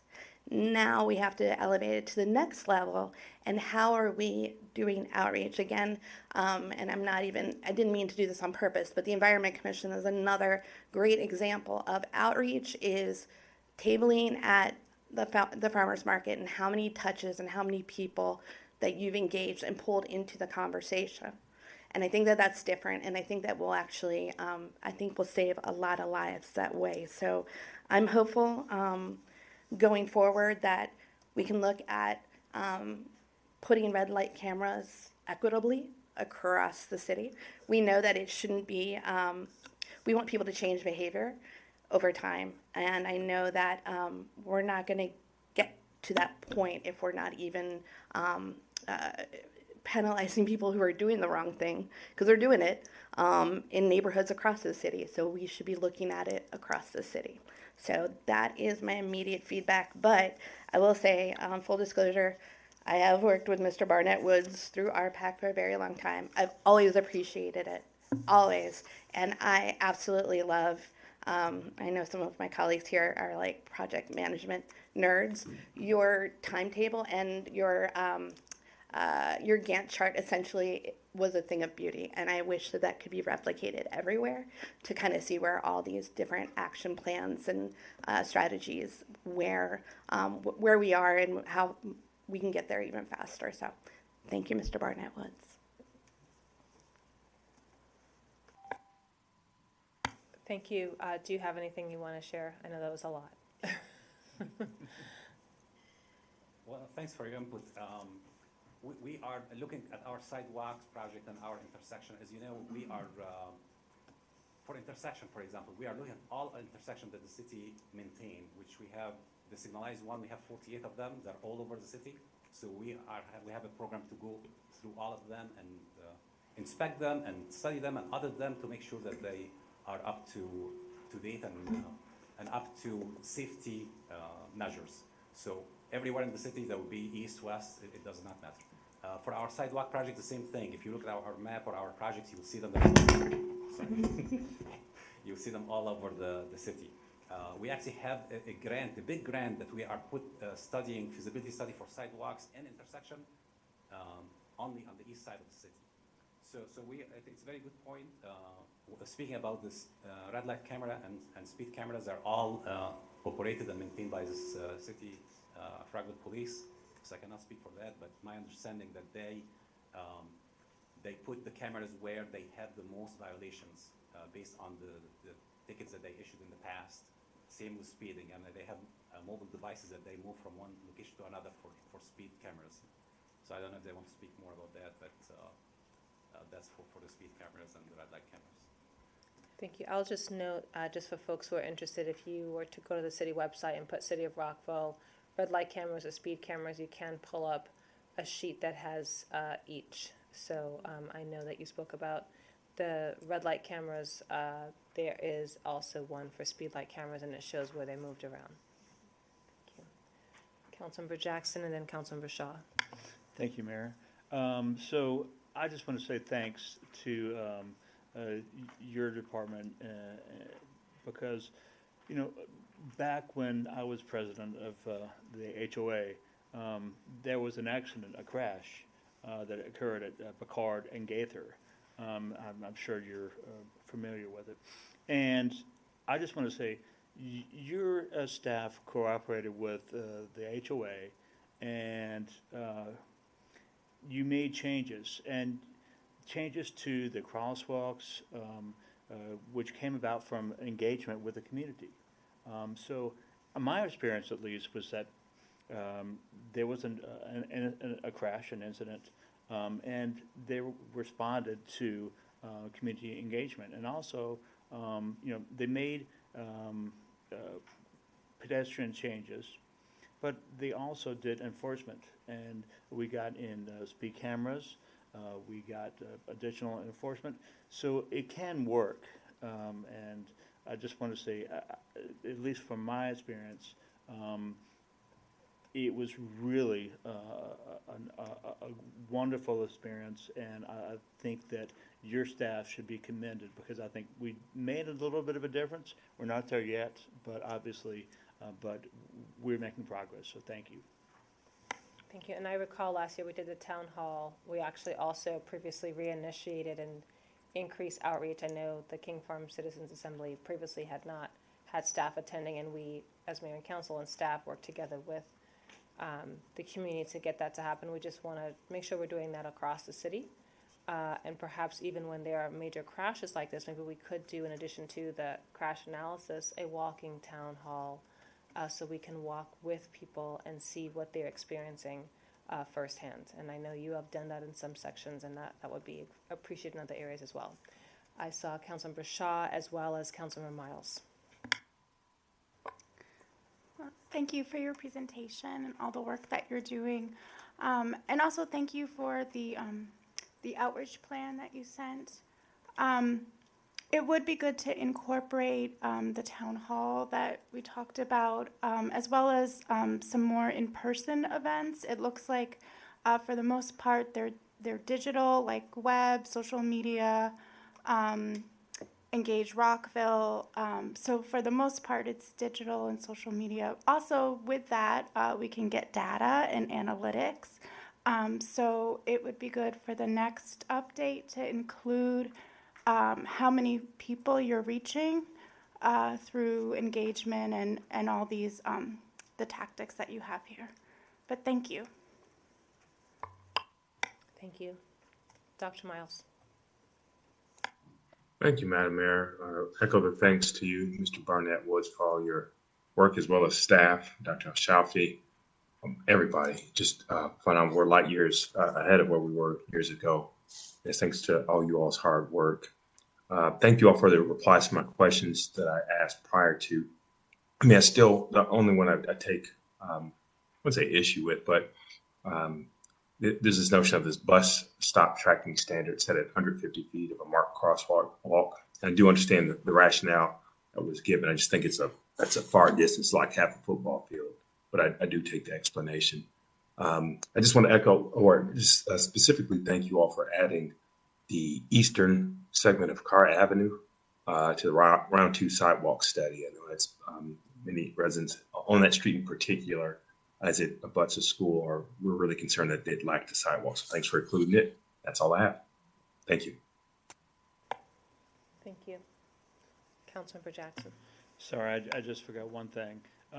We're talking about schools and making it better for children to bike or walk, and it's just a little thing, but up by the Callahan Memorial walkway or bikeway, when you go and you're biking to College Gardens, you go up the street and you turn right and you go to Yale.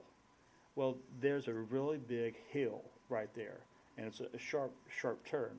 It's difficult to navigate for children and for people with mobility issues. So I'm just throwing it out there. Maybe that's an area that we could study and do something about to make that a little bit easier for people to navigate, and for children especially to be able to go so they can bike to school safely. Thank you.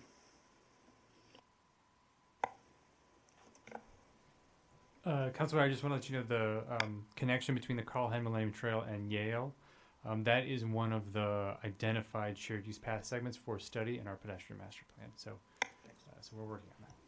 Thank you. I have a couple quick questions, and I see that you have some as well, Councilmember Valeri. I'll try to do quick hits. One is the ADA inclusion.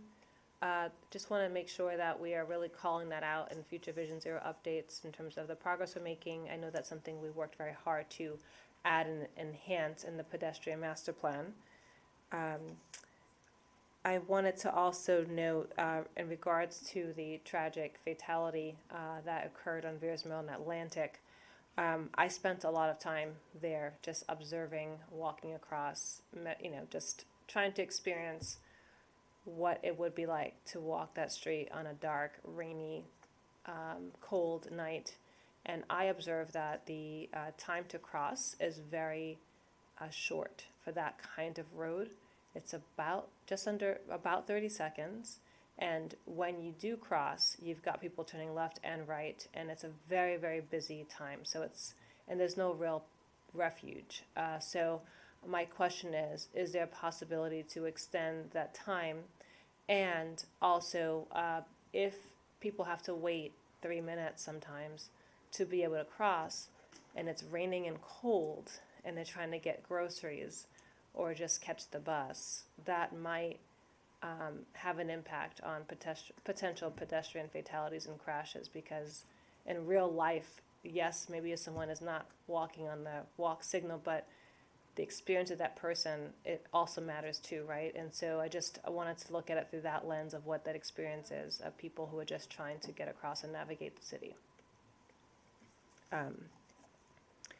And then I wanted to note, particularly with this related fatal crash, on the Vision Zero page, staff did put a report that outlined everything that we heard today, and I know that they're going to try to do that going forward, and I appreciate all the work that you all are doing and staying on the State Highway Administration. I know it takes time. Speed cameras, I was just wondering if we have plans for a speed camera near some of the state roads. I know that Richmond Montgomery is one area, for example. There could be others, but I haven't really seen speed cameras that much on 355. I know that part of it is a speed issue, but I just want to know what your plans are for that. Sure.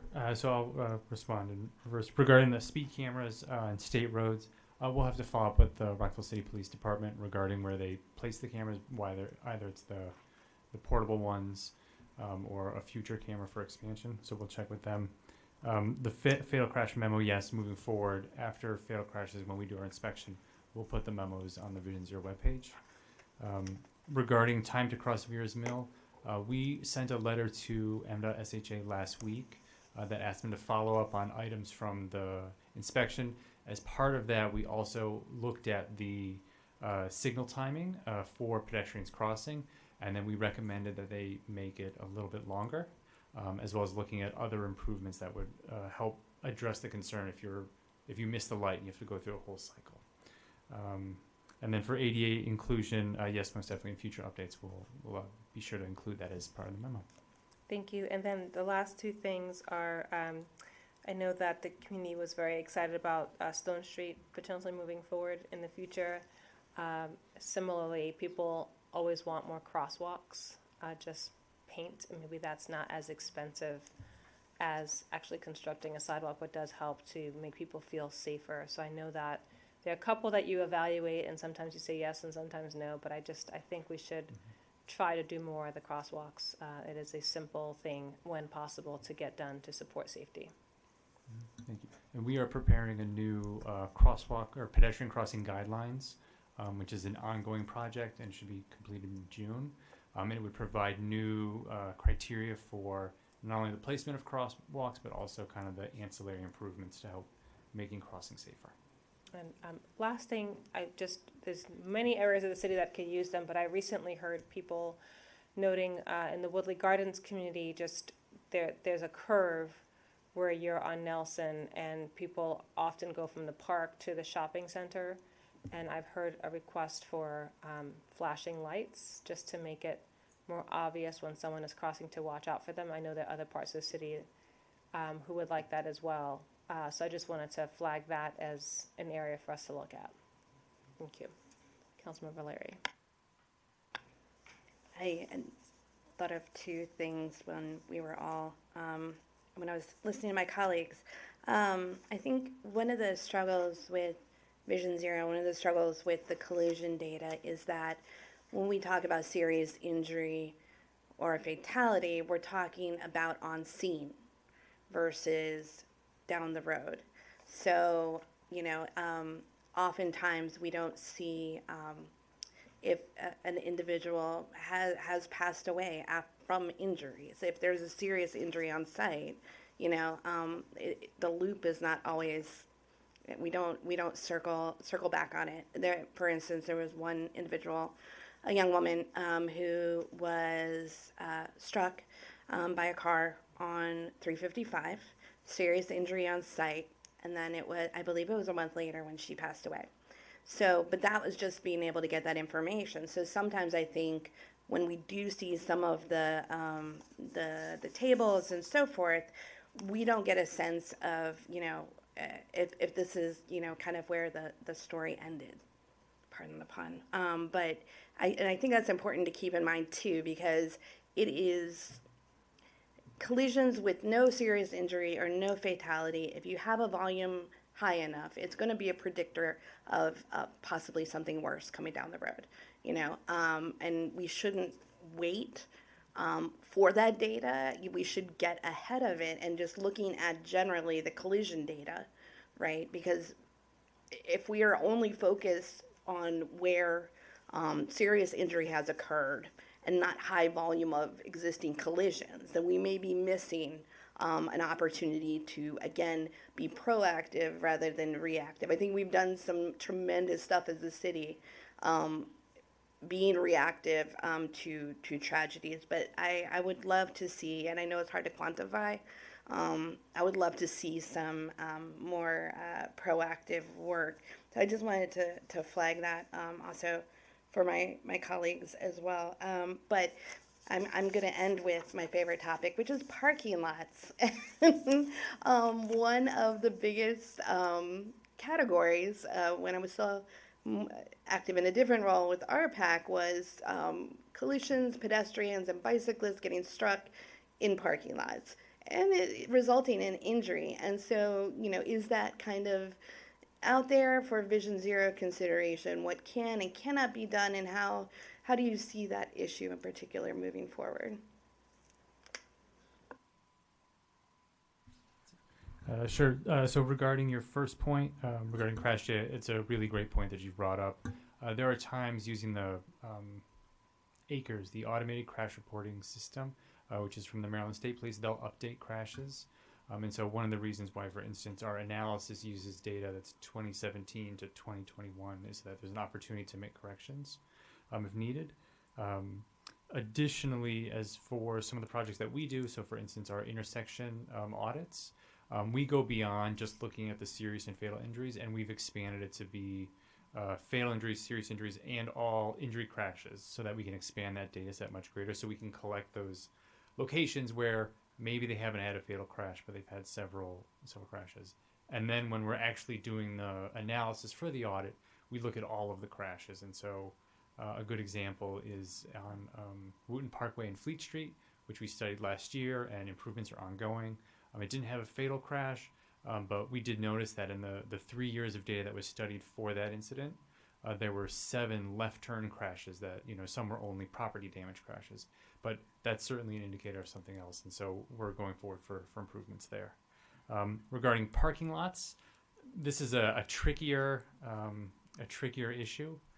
Certainly there are things we've done, and some of the comments that we've provided for the zoning ordinance update are to provide standards and regulations for the way the parking lot is designed to provide that kind of pedestrian connection from the public right-of-way to the entrance. So a good example is the giant supermarket that's on 355 near North Washington Street. So that style of development, of course, that doesn't help for developments that have been already built and existing, and that's something that we recognize and we're working on to see what we can do.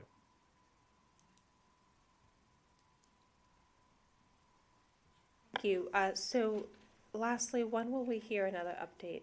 I know that there was a discussion we were having. Will it be twice a year now? Twice a year now. Okay, perfect. Thank you very much. We appreciate your time. Appreciate both of you as employees and professionals, and we also, again, congratulations on Municipal Employee of the Year, and thank you to Ms. El-Shafi for helping to nominate. We are very proud of the work we're doing, and we're going to continue to improve in this area. Thank you. Thank you very much. Okay, so now we're moving on to agenda item 9, which is consent agenda. We have several items, A through E, for the public's listening knowledge. These are posted on the agenda packets and relate to construction and repair. It relates to a rider agreement for hardware, for Cybervision Waterworks related to capital improvement. Another one for the data center and disaster recovery infrastructure, right-of-way associated with Twin Brook Quarter Phase 1, as well as parks and recreation equipment, new installation replacements, and repair of playgrounds across the city through October 31st, 2024. What say you, colleagues? Can we take these as a group, or do you need to pull any? Okay, great. I will entertain a motion to approve all consent agenda items. I move to move forward and I move to move forward and have the body vote and agree on all of the consent items on the agenda. A through E, perfect. Correct. Second. All those in favor, please say aye. Aye. It is unanimous. Thank you very much. We have some people in blue, local heroes here with us. We have the next agenda item, introduction discussion on the reduction in the number of months for the final average earnings calculation for pension benefit for our Rockville City Police Department. Presenting to us will be City Staff Lead Director Stacy Webster. Welcome. Madam Mayor, if I could, a brief introduction before Stacy goes into the agenda item. On December 14th, I sent the Mayor and Council an email, subject Police Staffing Action Plan. This email conveyed a set of actions that we were pursuing primarily in response to the national and regional shortage of police officers and the need to upstaff in response to the Montgomery County Police Department pulling their officers out of the city. I worked with staff from the Departments of Human Resources, Police, Finance, and the City Manager's Office to develop a comprehensive list of actions to ensure that the Rockville City Police Department is adequately staffed to perform their critical functions and to promote public safety in Rockville. This plan included elements to support recruitment, retention, and overall compensation. The second element in this 7-point action plan was a reduction in the number of months that is used to calculate the final average earnings, or FAE, for a police officer's pension. This recommendation came after a unanimous vote at the December 8th Retirement Board meeting when the board agreed to forward a recommendation to the Mayor and Council to modify the pension plan so that the FAE for police officers be reduced from the current 60 months to 36 months, and that the associated cost of the change be funded by the city. I'll now turn it over to Stacy. Thank you. Good evening, Madam Mayor, members of the council. For some background on this item, the City of Rockville police officers retire through the city's defined benefit pension plan. The retirement benefit is a calculation that considers a final average earnings amount. The current policy defines the final average earnings as the average annual earnings during the final 60 months of employment with the city. In the fourth quarter of 2023, the Retirement Board requested a formal up-to-date analysis from our pension plan actuary on a reduction in the final average earnings calculation from the current 60 months to 36 months. This analysis is included in your packet tonight as Attachment A and starts on page 400. The analysis shows that the requested change would increase the city's actuarially determined contribution, or ADC, by approximately $66,000. If the police employees were to entirely pay for the cost of the change, their contributions to the pension plan would increase from the current 8.5% to 9.59% for the next 15 years. The board discussed the different funding options in their December meeting and noted that the city should cover the cost of the change in order to be competitive with other police agencies. Several members of the board commented that the additional cost was nominal in relation to the city's overall ADC. At the last board meeting, Mr. Simino requested that the actuary provide some comparative information from other agencies so that the proposed change could be reviewed within this context. This information from the actuary is provided as Attachment B, which starts on page 402 of your packet. This is an analysis that the actuary prepared for another client that attempts to compare various police pension benefits. We use the comps in Attachment B in lieu of our own study in order to understand the pension environment for police agencies without incurring the additional costs to our pension trust. I added Montgomery County to the table in the staff report since it is an overlapping jurisdiction and arguably one of our biggest competitors. In comparison to other municipalities, the city of Gaithersburg does not offer a defined benefit pension, and others like the city of Hagerstown, city of Tacoma Park, and city of Frederick have a 3-year or 36-month average earnings rate. All of these comps continue to support the statement in the staff report that Rockville's definition of final average earnings is the least generous. If funded by the city, the recommended change would increase the city's ADC by $66,413 or 1.2%. The ADC currently equals $5.6 million for FY25. This change would require an amendment to the city's pension plan document. If direction to move forward with the recommended change is provided tonight, staff will work with our pension plan attorney to update the language in the plan.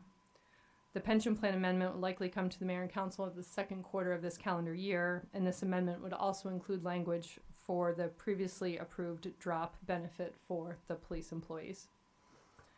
Before I conclude, I'd like to express my appreciation for those individuals who have assisted with this item over the last several months. First and foremost is Sergeant Chris Peck, who championed this item with the retirement board as the FOP's representative. Chief Brito and Deputy Chief Powell, who have attended several retirement board meetings and have worked with us on the recent pension plan enhancements for the police officers. Mr. Mike Walsh, who couldn't be here tonight, but he is our retirement board chair, who's been an active leader in the recent proposed changes. And Acting City Manager Mr. Craig Simino for his active role and participation on the retirement board and in the development of the overall police staffing action plan. I'm also grateful for the other members of the RCPD who are in attendance with us tonight. To sum up, the retirement board and staff recommend that the mayor and council give direction to update the pension plan document to reduce the number of months from 60 to 36 for the final average earnings calculation for the pension benefit for police. This change is recommended to be funded by the city through the city's annual contribution to the pension plan. That concludes my report. We're here to support your discussion. Thank you. Thank you. I just also wanted to provide some context for what we're doing, and I appreciate, Mrs. Simino, your report as well as yours, Ms. Webster. So during the last budget, we did things like increase on-call pay, as well as supported the drop program. We're trying to do things to make sure that we, as a city, are competitive and can support the positions that we have. I know that there's been a lot of efforts in terms of recruitment as well. We have some potential good news where the county is going to be introducing, we hope this week, the opportunity to add a budget supplement, a budget appropriation that would help us cover some of the additional overtime expenses that we have incurred because the county, due to staffing shortages, needs to pull 6 officers out of Rockville. We have worked on a deal with them, with staff, with our Rockville City Police Department, Gaithersburg, and our electeds to make sure that happens. We know that there is a proposal that will be going before the county council. It will go through the GO committee as well as the Public Safety Committee, and there will be a public hearing. We intend to stand up and support that. Just wanted to note that, and then we'll move on to looking at FY25 so that we can make those permanent hires for the city and make sure that we're supporting public safety in our community. That was one of the top areas of interest of our residents, and we want to make sure that we are set up for success to make sure that we are taking care of public safety in Rockville. With that, I'm going to see if there are any questions about this particular agenda item. Councilmember Van Grack. Thank you so much for this report. Your detail, the information, the comparison is fantastic. I know there was a discussion of this before the last mayor and council, and I think what you've got here before is absolutely the right thing to do. But I have one question. I know that what you're putting forward is to adjust the final 60 months to 36, but I noticed that a lot of the other jurisdictions talk about the highest 36 months. Has there been a discussion to adjust that part of it as well? And what did you find a difference, or is it a distinction without a difference? And if we do the final, it's really not going to make a change? We did not discuss that at the retirement board because usually your highest 36 months or 60 months are your last 60 months or 36 months. I suppose there could be an occasion where an officer would take a different position with less pay, but I think that is highly unlikely. If it is the mayor and council's will, we could explore using highest of the 36 months versus final 36 months.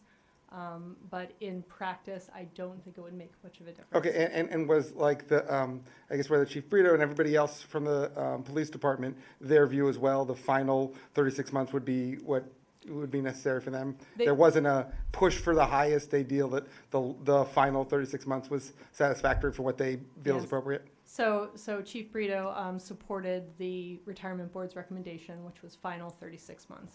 Excellent. Okay, that's all I needed. Thank you Thank very you. much. Councilmember Jackson.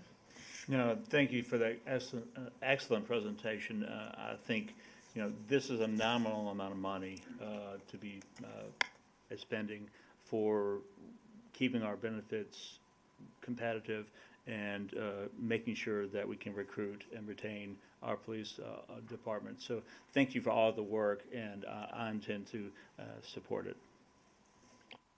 Thank you. Councilmember Valeri. So would there be any sort of downside to including highest in there? Because I wouldn't want to penalize anyone that would take a pay cut in any sort of way who perhaps had many years of service. Is there like is there a budgetary impact, and would there be a downside to adding the word highest? If other jurisdictions are all saying that, I could just see that being potentially a recruiting downside. I have a question related to that to add on to yours. So I am aware that on occasion, very, very rarely, there may be a demotion that might have an impact on final salary. So I just wanted to note that potential caveat and see what you all think.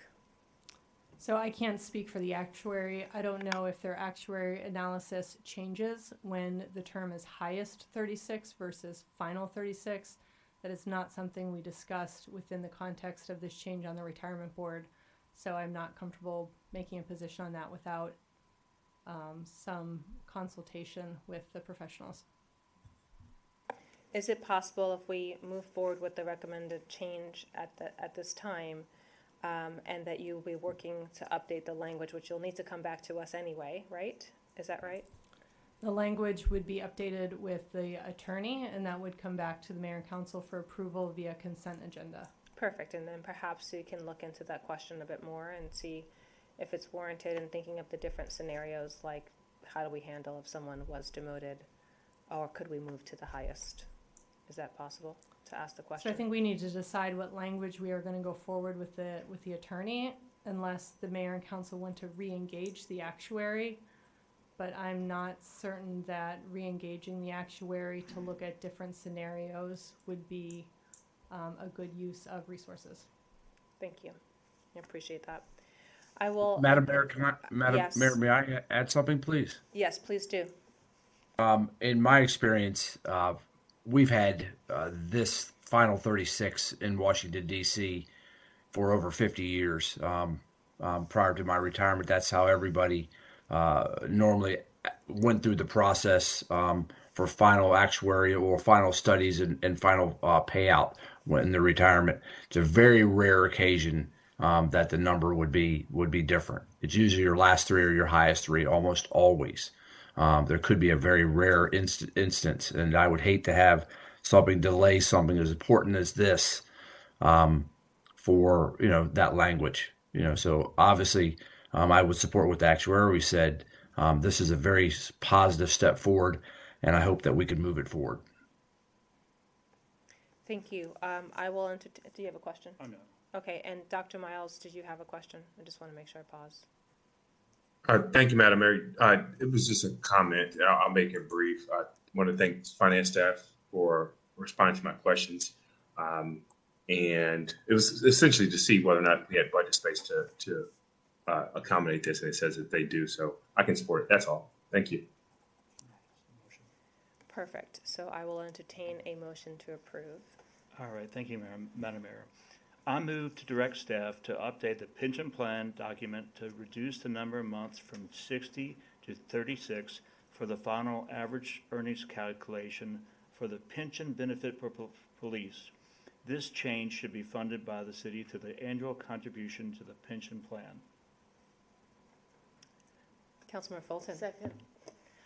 It's been, motion has been made and seconded. All those in favor, please say aye and raise your hand. It is unanimous. Thank you, everyone, for your support. I'm seeing some smiling faces in the back of the room. We appreciate all of your work on this. And I also will take the liberty to note that I swore in a new officer today, Officer John Patrick. Williams. We're happy to see new people joining our department and look forward to retaining those we have. Thank you. Thank you, Madam Mayor. Thank you, Ms. Webster.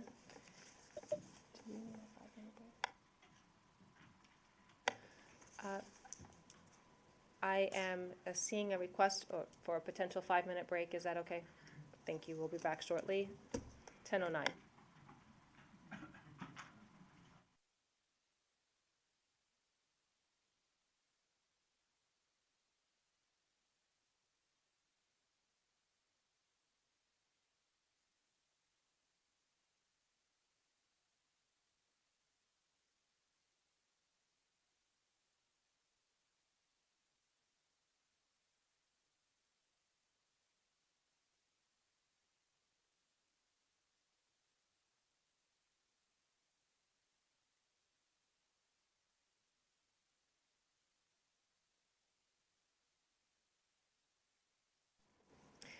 Good evening. Today is still January 22nd, and we are completing meeting number 2-24.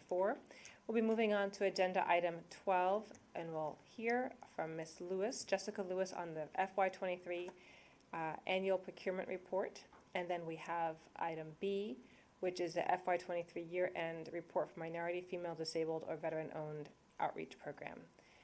Thank you to Ms. Lewis and then Ms. Ryan, and I also want to recognize that we have members of the Financial Advisory Board here with us. Thank you for being here. The floor is yours.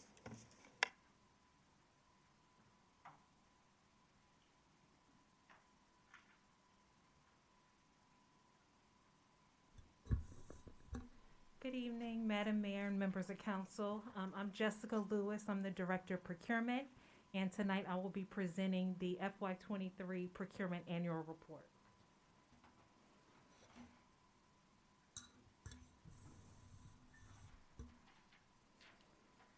So just to go over some of our procurement division objectives, it's to obtain high quality goods and services at fair and reasonable prices, manage the procurement in a most efficient, effective, and most transparent manner, foster strong relationships with internal and external customers, and provide excellent customer service, ensure compliance with established laws and regulations, remain up to date on benchmarks and best practices within the procurement field, and provide outreach and education to diverse business communities.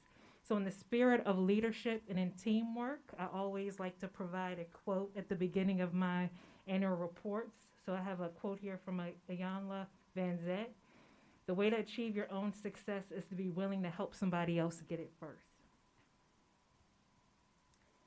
So just to provide an overview of our FY23 activities, we did 2,159 purchase orders where we issued or oversaw. Also issued or oversaw 7,895 master agreements.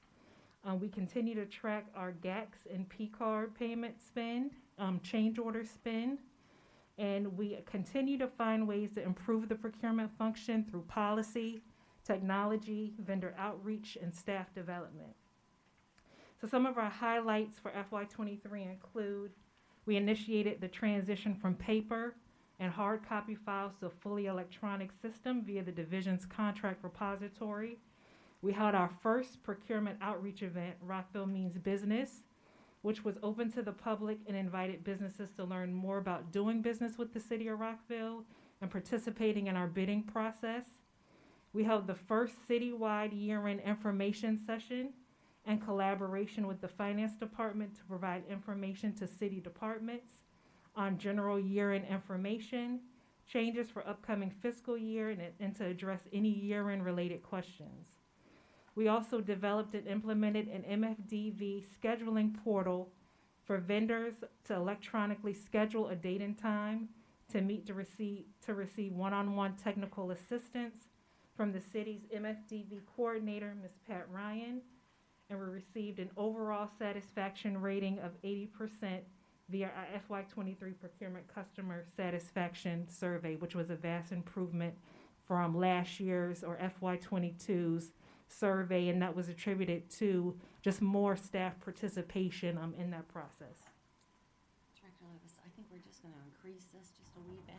I don't have my glass, I mean, I do have the glasses. I can't see with my glasses, I can't see without them. Thank you, my friend. You need to unmute. It needs to be a wee bit bigger. Oh, can they not see it? Thank you. For those who are watching, staff is just trying to make sure that they and you can see the sheet that's on.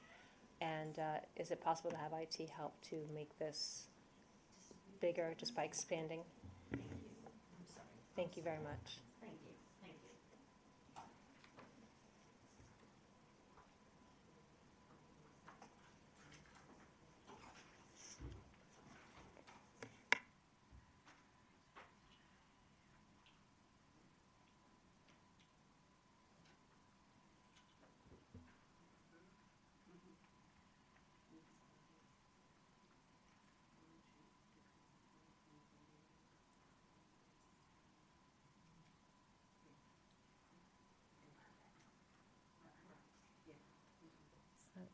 Is that better?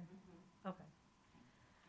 So just to cover some of our highlights for FY23, we had an increase in our mayor and council awards to MFDV, minority, female, disabled, or veteran-owned businesses. We had no bid protest or contract terminations, and no significant changes in competitive versus non-competitive spend.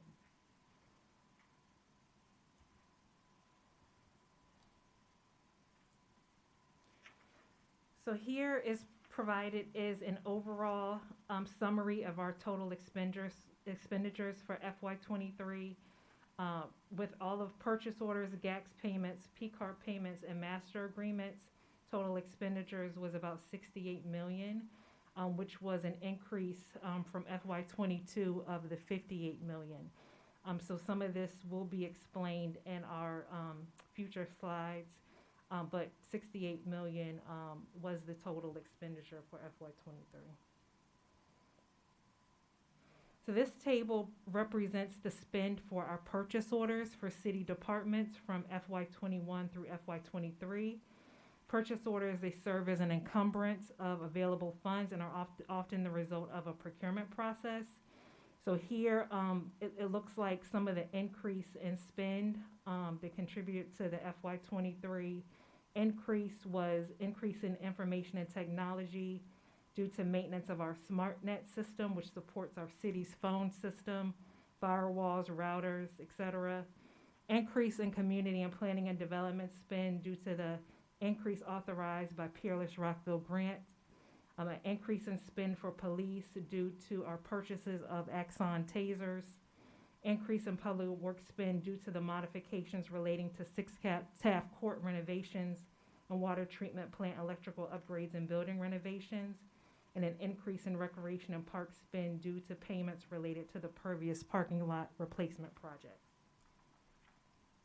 And here is just a graph representation of the previous slide. Here is our PO amount or purchase order amount by procurement method. So this table represents the spend for purchase orders based on all the methods that we utilize in procurement from FY21 to FY23, with the highest PO spend being invitation for bids, with the least spend being special procurements. And this is just another graph representation of the previous slide. So here we have our table that represents our master agreements from FY21 to FY23. And master agreements are often the result of a completed process. However, funds are not encumbered until the time of payment. So it's slightly different than our purchase orders.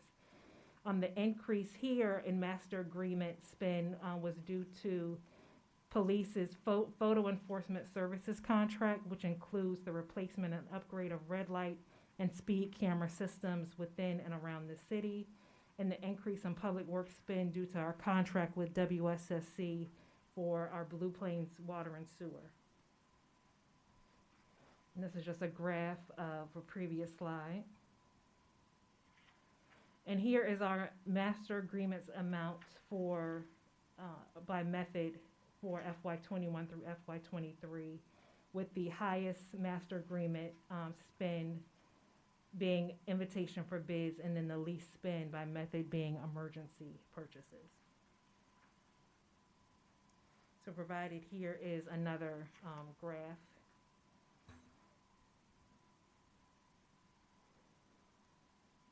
Here we have our competitive versus our non-competitive procurement spend.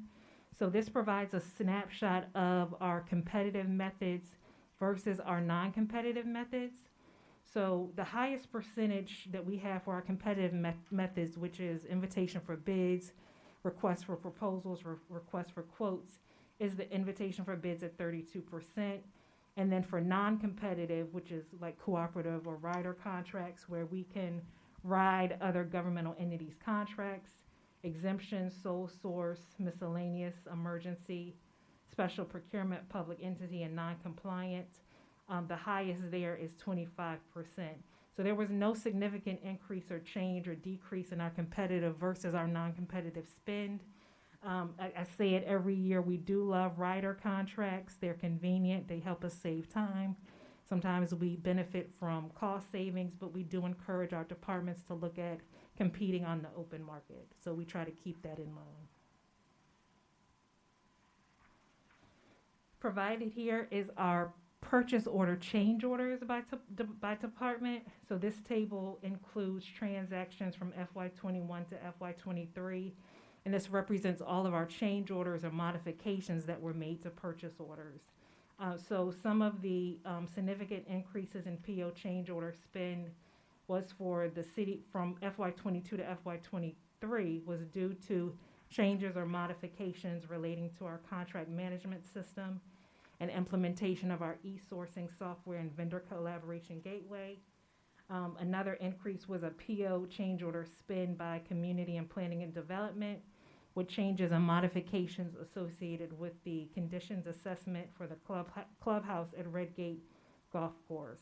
And then it's not listed here, but another increase here on this slide is for information technology, and that was due to their security infrastructure project as well as purchase of IT switches. So here is the master agreement change orders by department.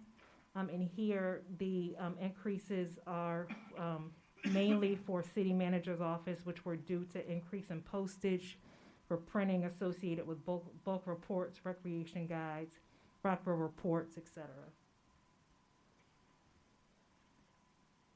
Here we have a listing of our top expenditures of purchase orders for FY23. So this does not represent all of the object classes or categories, but this gives you an idea of our highest expenditures per category or per purchase class within the city. So this represents purchase orders. And the next slide here represents master agreements. So you can see here, this is not all of the classes or categories, but these are the top categories for our top expenditures for master agreements for FY23. Provided here is our FY23 top vendor spend for purchase orders and master agreements. So this is for FY23, all of our vendors from the top down for our overall spend with the city. So here is our total GACS and P card spend. The graphs provided show you from FY21 to FY23 what that overall spend was. Just to give some background, a GACS payment is a direct check payment which is utilized for purchases of goods or services that are less than $3,000 or where there may be restrictions for P card use for a particular good or service, or purchases that are not applicable to the requirements of Chapter 17. Our procurement ordinance. So for example, reimbursements, refunds, settlements, or tax collection payments. So there was an increase in GACS spend from FY22 to FY23, and the increase was due to payments pursuant to personnel settlement agreements. And for the P card spend, compared to previous years prior to the pandemic, there was some inflation and increase in P card spend for city manager's office and public works. Per our procurement ordinance, chapter 17, we are required to report out on all emergency and sole source procurements that exceed $30,000. So this provides a snapshot of those purchases. We had 4 sole source purchases and 1 emergency purchase.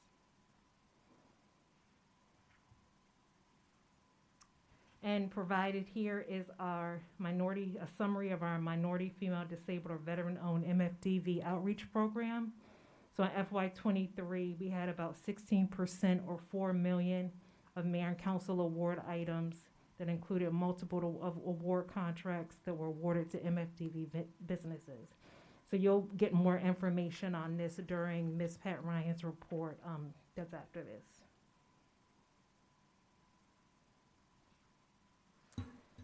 So provided here are a few other items. For MPIA requests, we received 12 requests and responded to 12 requests. We had 0 bid protests, 0 terminated contracts. And then for our procurement action plan items, just to provide some background, in 2015, the city hired a consultant to do an assessment of the procurement function, which included an analysis of our organizational structure and staffing, review of policies and procedures, analysis of technology and workflows, development of our performance measures, and recommendations to ensure the city is engaging in nationally recognized best practices. So upon completion of this study, there were 29 recommendations that were accepted by the city and organized in the procurement action plan. The items provided on this page are remaining. The strategic plan was previously scheduled for summer of 2023 implementation. However, due to changes in staff and shift in workload, it's been rescheduled to spring-summer 2024 implementation. So there was an initial overhaul also to the procurement policies of the procurement guide in 2017. However, updates are ongoing as our processes change in the upcoming revisions to our city code, chapter 17, which will include changes to our procurement thresholds.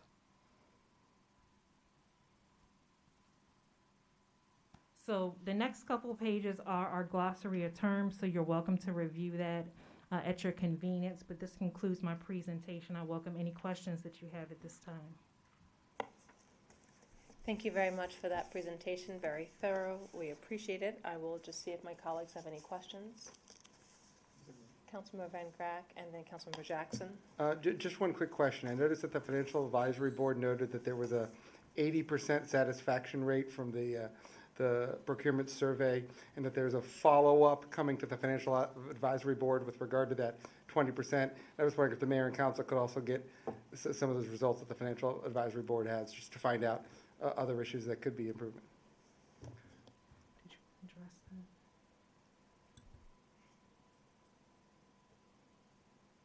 that? We will provide you that information. Thank you. Councilmember Jackson. Thank you, Mayor. Just 2 questions and just clarifying. I'm sorry I didn't include this. I just thought about it. Can you tell us what might be a situation that the Public Information Act, like requests, like why would people do that? As it relates to procurement? Yeah. Various reasons.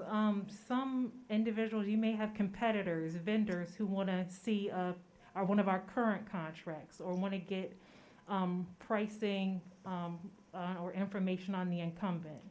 They do that. Sometimes they'll do that before we have a new solicitation that goes out. They'll say, okay, well, can I see the current contract that you have? I want to see what the pricing is. I want to see who bid. All of our information is public. So whether they want to see bid results, normally it's seeing bid results or our current contracts, requesting particular contracts. Okay, thank you. Now, I was just curious. And on page 15, Public Works, 2021 to 2022, for what reason is it a negative number?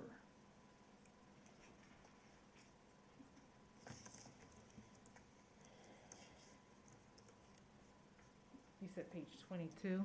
15. 15, okay. Yeah. From 2021 to 2022, it goes from 13,495 to negative 13,427. Oh.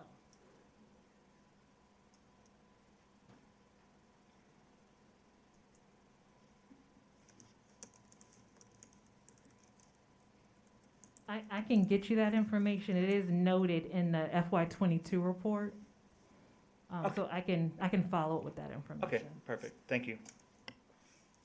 Thank you, Dr. Miles. You're up next. Thank you, Madam Mayor. Thank you for this report. I must say that this report, relative to years prior, seems to be much clearer to me to understand. Perhaps I'm just getting old and used to it, but great job. The one question I did have for you, Ms. Lewis, is there are a number of programs that I think we'll talk about in 12B with regard to the minority, female, disabled, and veterans programs that I imagine require a significant amount of hours, particularly staffing, to do. And if we want to, expand that further, given some of the discussions we had with the previous mayor and council, what sort of supports? I guess the better question is, do you have what you need from a staffing perspective, or is there more that you may need to help implement some of the goals that we have with regard to our procurement practices as they align with wanting to make sure that we're supporting those minority, female, veteran, and disabled business owners? I'll start there, and Ms. Lewis can back me up. Currently, it's a voluntary program. There's no goals, there's no targets, et cetera. And I think right now we have a fully formed voluntary program. Ms. Ryan's doing about as much as she possibly can, given it's a voluntary program. So from that point of view, we don't need more. There are some staffing issues in procurement, though, that we are working on during the budget formation and thinking about, but not specifically for this program, as long as it stays a voluntary program. Thank you. I have a question related to that, and thank you for sharing proactively. I had a follow-up too, but I'll follow you. Go ahead. I'm sorry. Sorry, Dr. Miles. I'll call on you right after me if that's okay. I'll go back to you. Okay. The procurement strategic plan. I know you said that's going to be slightly delayed. Didn't we help to increase the staff member in the last budget? Have we not hired for that, or do we need additional staff?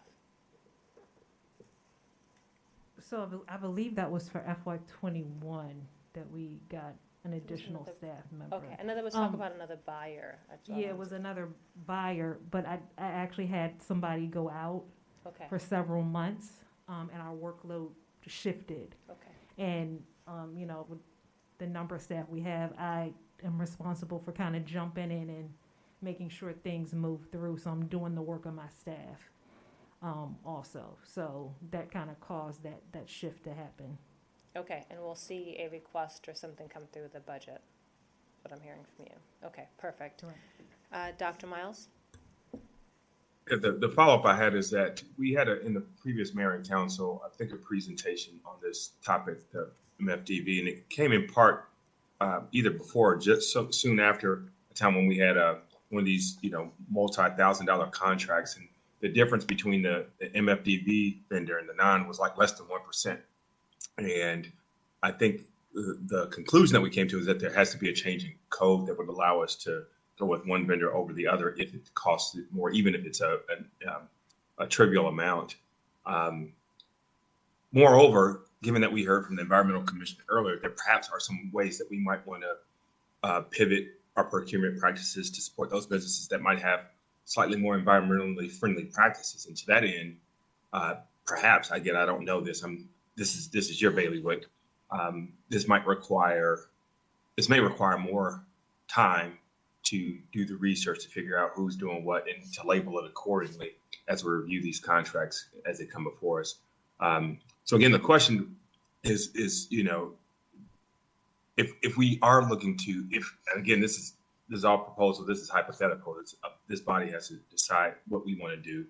But if there's a move to align our procurement practices consistent with our stated beliefs in diversity or making the planet greener or doing our part environmentally? Do we have the staff to implement that? And if so, great. If not, then, I'd like to know that. That's all. Thank you. I also think that related to that question, if I may pile on, I believe that you would need to do a disparity study. Is that right? And that's about $200,000.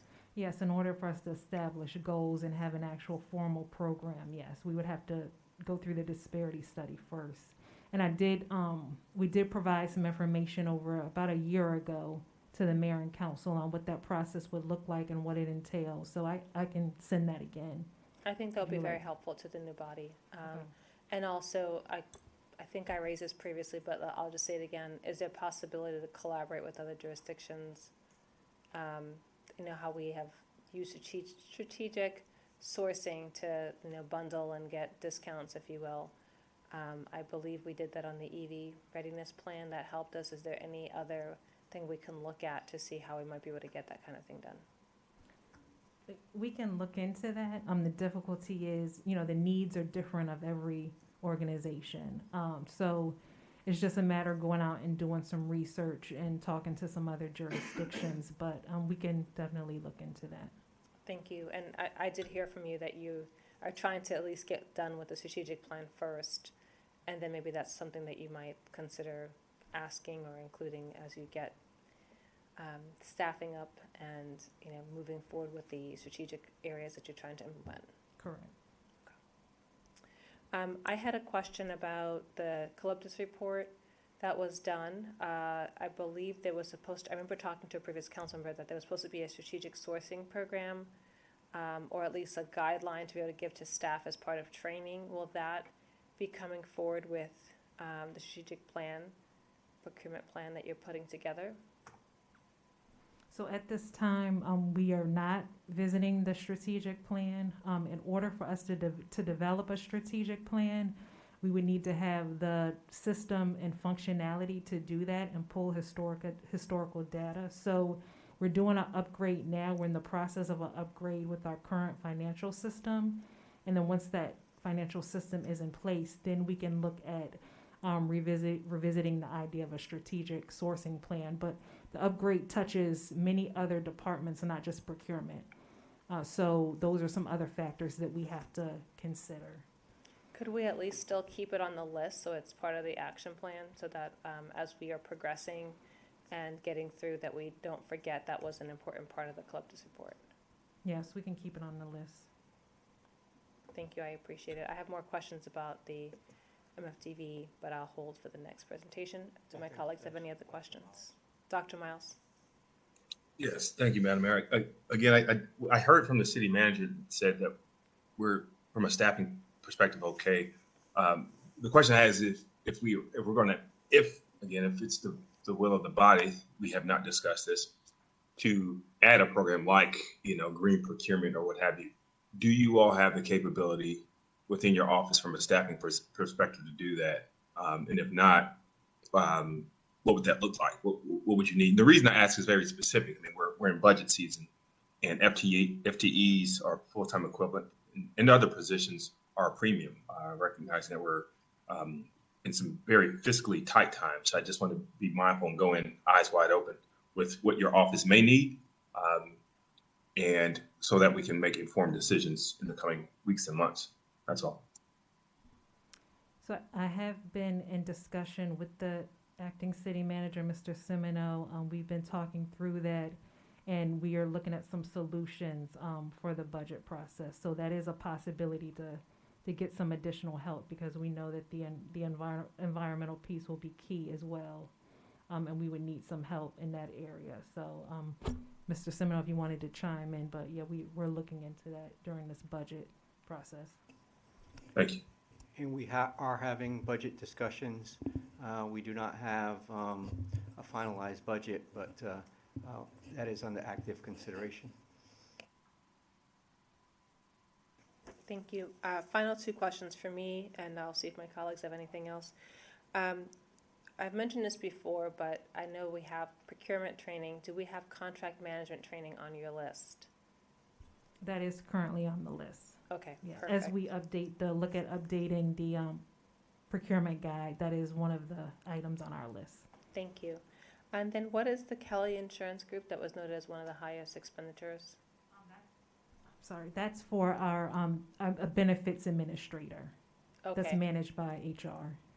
Okay, and I know we were looking at that because the costs went way up in the last budget season. I'm hopeful that we'll get an update on the analysis to make sure that we're not having radical increases for employees and that we're maintaining benefits in a way that makes sense, just for continuity. But there was a huge jump in our payment on that last year, and it looked like it might continue. But I know the mayor and council said, look and make sure that we're looking at all of our options as we're having someone supposed to be negotiating and finding the best deal for us. Okay. Any other questions, colleagues? Great. Thank you. We'll move on to the next item, which is an update on the year-end report for MFTV. MFTV. Hi, I'm Pat Ryan. Thank you. And Director Lewis is going to drive for me.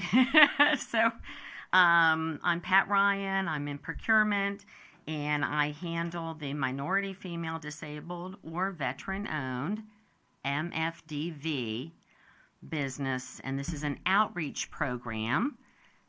And Jessica, yeah, she's got it. She's got it going on. He's helping her. So we just wanted to take a minute and give you just a little tiny bit of background. So this position, which is my position, it's half MFDV outreach and half pure procurement. So I think all of my procurement customers, my internal customers, are probably like, get off the TV and go do my work. So that's what they're saying to me. I can hear them. So anyway, but we are, one thing that's happened to us, we have great alliances and partnerships with Montgomery County Procurement, Maryland Women's Business Center, Ready, Rockville Chamber of Commerce, Asian American Chamber of Commerce, the Greater Washington Hispanic Chamber of Commerce, and multiple groups. We welcome everyone and welcome talking to everyone. So I think that's very helpful. We did, as a background, we did develop information on the city's website, brochures, exhibit items. I will say this, one thing, and I know everybody wants to say the city of Rockville is unique. One thing we are absolutely, I would 110% guarantee, our one-on-one technical meetings are absolutely unique. I meet with every vendor who wants to meet with me, and I talk to them about wherever they are. It's not like a business plan. It's not that kind of thing at all. It has to do with more of where they are with public procurement. And maybe that's not their thing right now. Maybe they're in the private sector, but at least they can keep it in the back of their head, the back of their minds. So I do a bunch of things. I just want to share one quick thing with you guys. So we did it was a Rockville vendor, and it's very important. There are these commodity codes that you sign up for, and it's very important that they are correct, that they match your lines of business. And we had a Rockville vendor, and they did on-site document shredding. But they were signed up as providing document shredders. So they provided a service, but they were signed up under various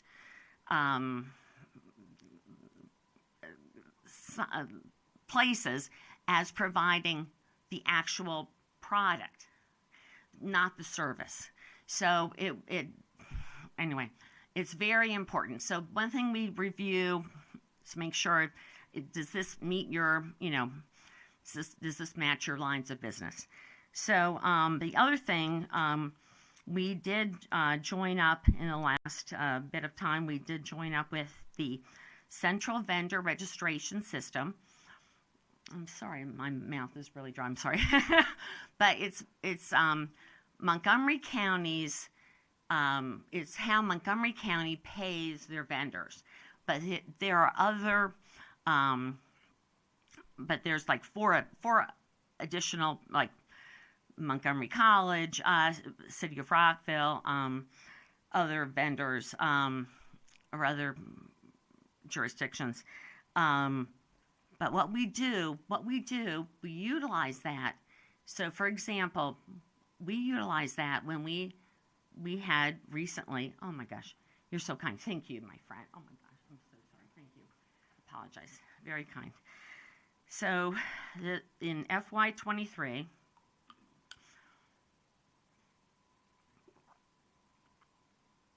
we did a solicitation for janitorial services. We can have a separate side discussion about why minority vendors are in that field, but that's a separate discussion. And we actually we cast a wide net. We utilized the Central Vendor Registration System. We got 20 submittals, which for a city our size, that's a huge response. 20 is a big, and I don't know, about 80% were certified minority vendors.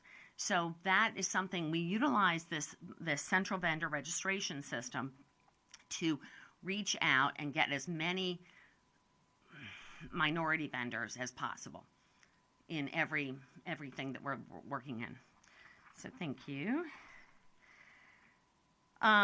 So just to go over our overview and goals, we want to bring awareness to MFD-owned businesses of Rockville activities, of Rockville procurement activities. We collaborate with city procurement staff and compete effectively in solicitations for city goods and services. We partner with local and regional jurisdictions to promote city opportunities, and we educate the business community on how to do business with the city and other available resources. So the MFD for FY23, I can't believe it's the 7th full year of the program, which is great. We did have in April of 2023, it was wonderful. We hosted our first city procurement sponsored event. Rockville means business. Isn't that like a good name? I know. It's awesome. The PIO came up with it. That's the best. And we had, oh my gosh, it was such a great event. Our city departments had tables and presenting their what they needed, and it was a great event. And it took a lot. I just want to give a huge shout out to both PIO and both IT. It was wonderful. They were wonderful, and of course the city departments. They were fantastic. It was such a great time. So I really appreciate everyone. We also exhibited the MFD outreach program at 3 events, and which included how to do business with the city. And then we attended a couple of, 2 participating agency outreach meetings. And we conducted 24 technical one-on-one meetings, which we talked about here in a minute. And then we updated and posted the city's procurement forecast. I will say this. I don't know how many municipalities do a forecast of, I would say 0. But I think I just have a huge thank you to Director Lewis. That it is a wonderful tool when we're talking to any vendor, but especially our minority supplier diversity vendors. It's a wonderful tool for us. So I am thankful for that. So thank you.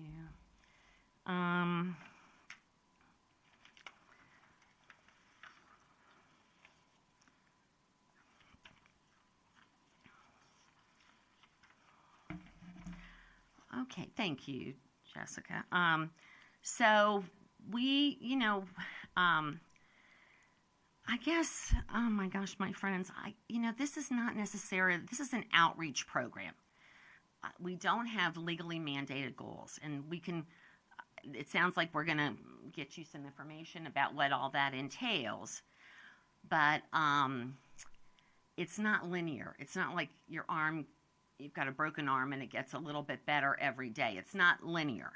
So we did have, in FY21, it's 4.1 million. What these numbers are the mayor and council awards to MFD vendors by fiscal year. So it's awards to MFD vendors, and then the percentage is the amount of the total mayor and council awards. So FY22, we can talk about that in a minute if you want to. I think we're back, we're kind of back where we were in FY21 with 4.2 million. And then our next steps. We are conducting quarterly in-person presentations at the Maryland Women Business Center at the Rockville location. That starts, I think, might be February, but anyway, it's every quarter. And then we would love to continue to use Rockville Reports. The PIO office is wonderful, and we definitely want to continue to support the MFD outreach program. And we want to continue to identify barriers that can be removed for all of our vendors, but especially for our MFD vendors. And we'll provide a FY24 update in the fall. Thank you. Thank you very much. Oh my gosh, you're so kind. Hold on, I just have one more thing. Thank you. That's okay. Thank you, my friend. Sorry. We have been so blessed. I have many things here. We've been so blessed to have so many kind people help us along the way. So one of them,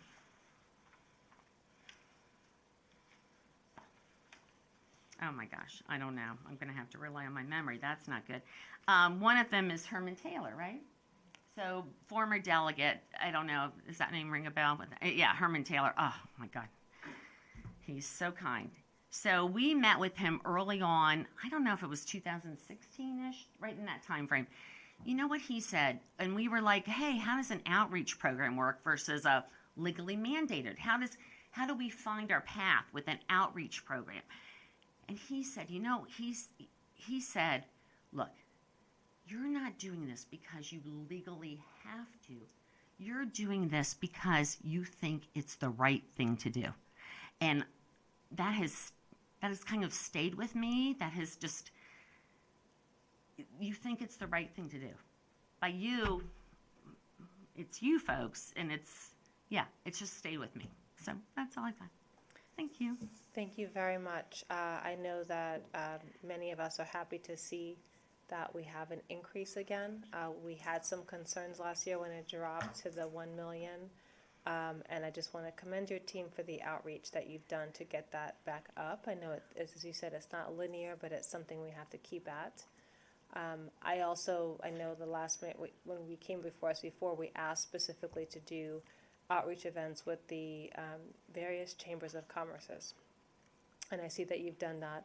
My question is, will you plan to do that again in the next fiscal year, just so that we don't, it's not a one and done, but that we continue to have those events? I thought it was highly successful and can lead to more leads for people who, are thinking about it but need that nudge to be a part of our procurement system.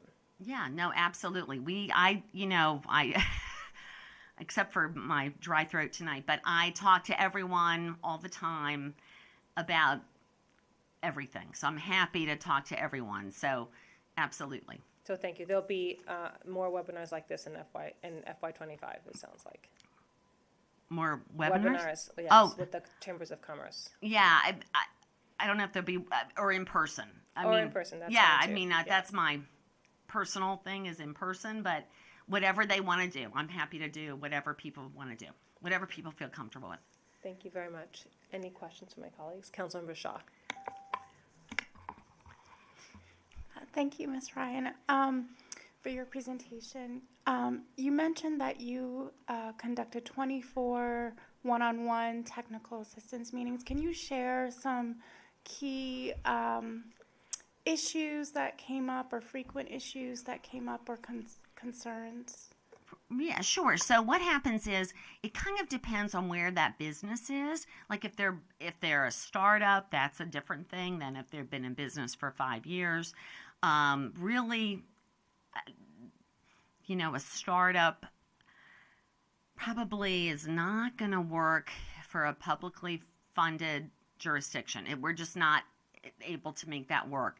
But we do make sure that I want to make sure that if they are, interested in public procurement, which once they, not everybody is, but I want to make sure they're comfortable with that. If they are interested in that, then we kind of take a step back. Hey, are you signed up for the right commodity codes? Are you getting the right notifications that meet your lines of business? And does this all make sense for you? That type of thing. And then they get confused. They want to sell to Germantown. They want to sell to Potomac. They want to sell to Silver Spring. Well, all those all those places I just named get their items from Montgomery County. They don't have their own separate situation. So we talk about how you can market to Tacoma Park or College Park, or the actual jurisdictions. We kind of talk about that. The other thing we talk about are thresholds. So thresholds has to do with procurement paths. 0 to X dollars goes this way, X to Y goes that way, and Y to Z goes up there. Okay, so you might not really need to, everybody wants to sell to a small jurisdiction. Well, here at the City of Rockville, our small procurement, if you will, is $0 to $3,000. And that's real money, don't get me wrong. That is within somebody's delegated authority. They can't go out. I don't even know if Victoria's Secrets even exists anymore, but they can't go out to Victoria's Secrets. They can't go out to a tobacco shop, whatever. It has to work within the whole P-card situation, but they can buy within that $0 to $3,000. At Montgomery County, it's $0 to $10,000. So maybe it's easier, even though people say, oh, I'd like to start small.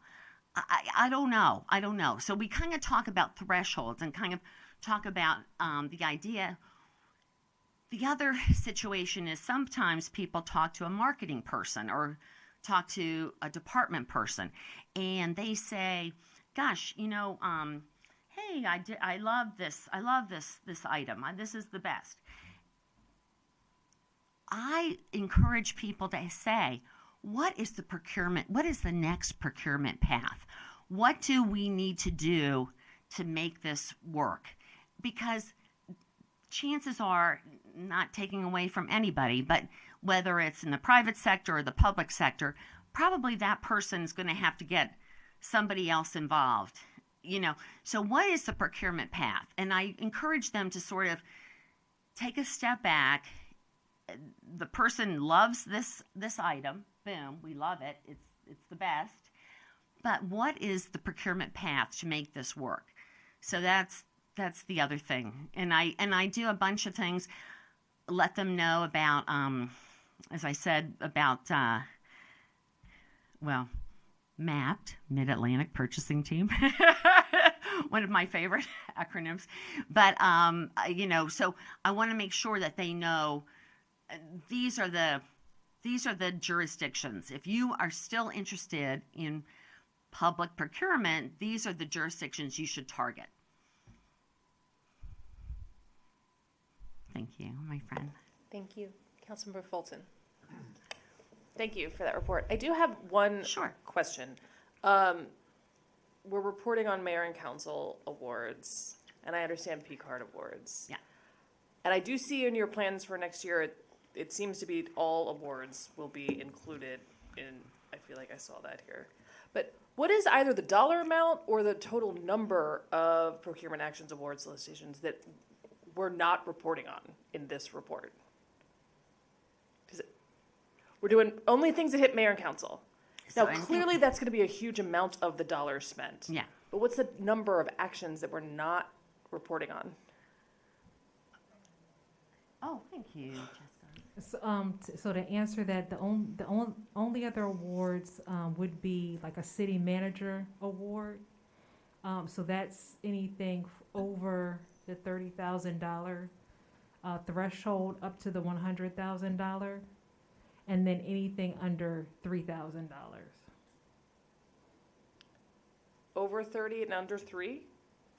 So over 30, so you have 0 to 3,000, which is our delegated authority. Got that, yeah. Process. And then you have 3,000 to 30,000, which is our informal process. And then 30,000 and over, which is the city manager awards. So anything pretty much $100,000 and less. Is not being reported. Right. Got it. But the plan is to do that next year? Yes, so we've already started looking at city manager awards, and we're working down from there. Thank you. That was my next question. Does anyone else have anything to ask or add? Thank you very much. Sorry we were so late. But No, we really my gosh, appreciate thank you. Thank you this so report. much. We're just thrilled. Thank you. Thank you, my friends.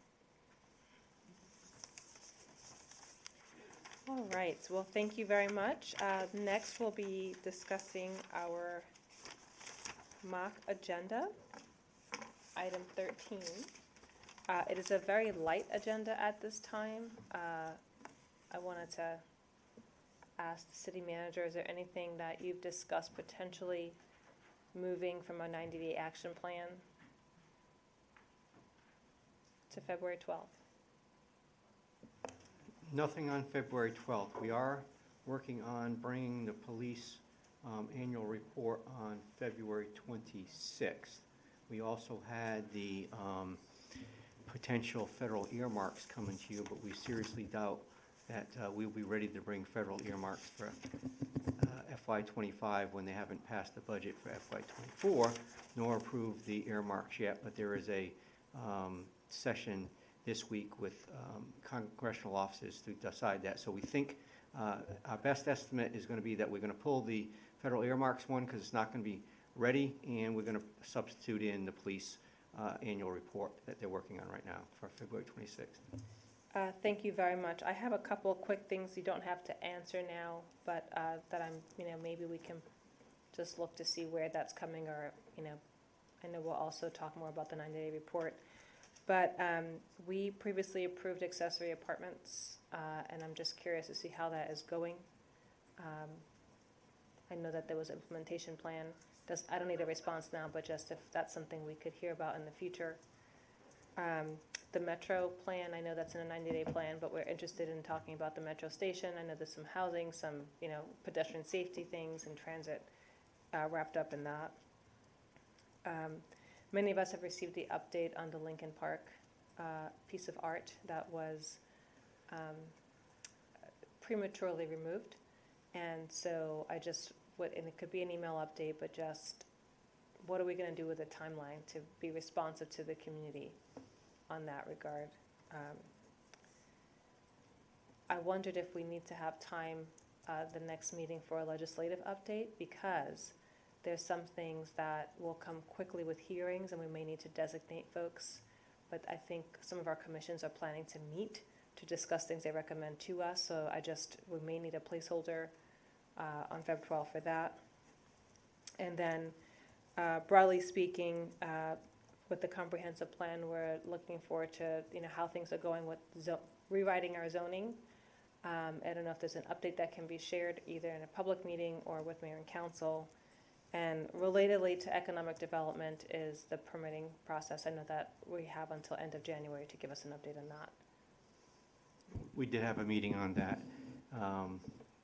And I do have a draft update on the ZOR that I can share. I know there's some questions as to what's going to happen with some staff turnover. And I'm engaged with staff right now on trying to assess the impact of that. Right now, they're trying to shift some of the manpower intensive work to later to try to keep the timeline moving until they get staff back in the position. But that's the early word I've got now. So we will provide you a better update on the ZOR, and we can certainly put a placeholder for state legislation. Wonderful, thank you. And I know we've talked about this in the past. Maybe we still need the process to be worked out, but we'd like to add any person who requires assistance to also note language assistance. So I think that's what all my colleagues have previously supported that. If we can have see a that. meeting with the city clerk's office, city manager's office to figure out how to proceed on that notice. That's this week, I believe, isn't it? Yes. We have later this week. We have a meeting to walk through that. Wonderful, thank you. Any other comments or questions on the mock agenda for February 12th? All right, seeing no hands. Thank you very much. So next we have old new business. I know, Mr. Simino, there are some things that you sent to us in regards to that, for example, the legislative updates. But before we get there, because I know we have a couple to get through, do any of my colleagues have anything else under old new business you'd like to discuss? Dr. Miles. Thank you, Madam Mayor. As I've indicated in an email to you all, colleagues, last week, I reached out to staff and on the tail end, or consistent with the Vision Zero action plan presented to us, to discuss whether or not it's feasible to conduct speed studies on city streets. And staff rightfully responded that there are a lot of streets in the city, and perhaps it would be advisable to limit it to those six stretches of streets where the posted speed limit is at 40 or above. So if it's okay, I would like to make a motion that we please direct city staff to conduct speed studies on all city-owned or maintained streets that have posted speed limits at or above the 40-mile-per-hour speed limit. Thank you. I think I heard during the Vision Zero that was incorporated into an action item already. I'm seeing Mr. Woods shake his head. Thank you very much, Dr. Miles, for raising that. I know that has previously, you've raised that in the past and we've talked about it, but it looks like staff is proceeding, and I'm seeing heads. Okay. And I maybe just send an email to Mayor and Council with the action item that it's folded under. Okay. Dr. Miles, do you have any other clarifications in that regard? They're moving forward and putting it under the action plan. Sounds good, because when I read the agenda book, I know they spoke about speed studies more broadly. I didn't know that there were specific streets, the 6 streets that were mentioned by Dr. El-Shafi in the email shared with my colleagues. So I just wanted to get confirmation from Mr. Barnett Woods, that those 6 streets, it's Wooten Parkway eastbound between 7 Locks near Edmondson Drive. Number 2, Wooten Parkway westbound between Edmondson Drive and 7 Locks Road. 3 through 5 are West Goody, this eastbound between Picard and 355. Westbound between 355 and Picard, and westbound between Research Boulevard and Maryland 28, and then finally East Goody between South Lawn and Maryland 28 in both directions. I'm seeing Mr. Simino is shaking his head. That's correct. Those are the 6 segments, and Mr. El-Shafi is already planning to get that underway. Yes, thank you very much. And I Beautiful, believe thank you you. said streets above 35 in your presentation. Okay. Thank you, Dr. Miles, for raising that important issue. Councilmember Larry. Yeah, I'll be quick.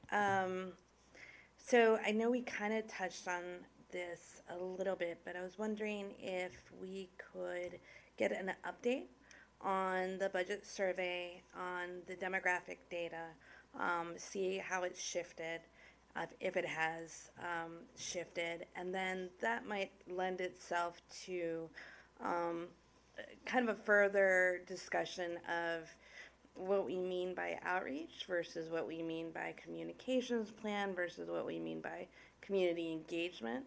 I think getting a common language would be helpful, because maybe there are some needs, like what would staff need to be successful in a meaningful outreach and engagement plan, so that every community feels connected to what the city is doing, and we have multiple touches.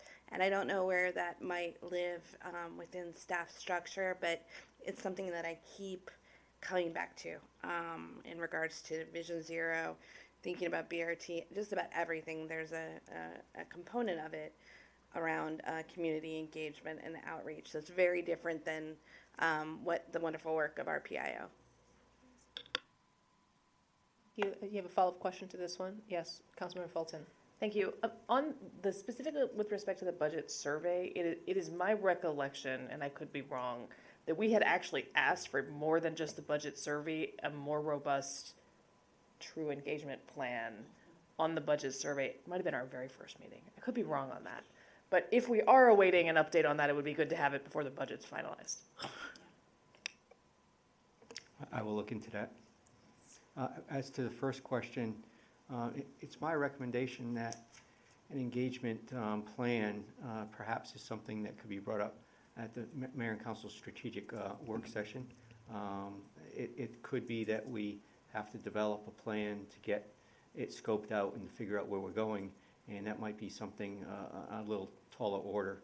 And that's what I would suggest. Bring it up then, and let's talk about it, and let's figure out where the priority is. And Thank you. I was at basketball games in East Rockville, giving out budget surveys, and I know that my colleagues have been going to meetings and sharing, so I appreciate that.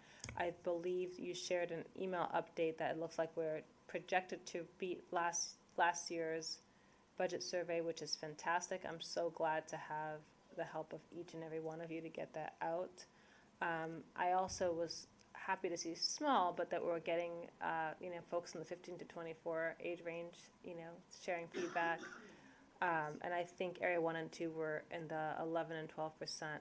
So it would be just nice to see, not only total numbers, but are we getting more engagement from other parts of the city compared to last year's budget survey? That's an important measure, I know, for all of my colleagues. we'll continue to give you updates through the budget process. Thank you. Any other questions? Comments?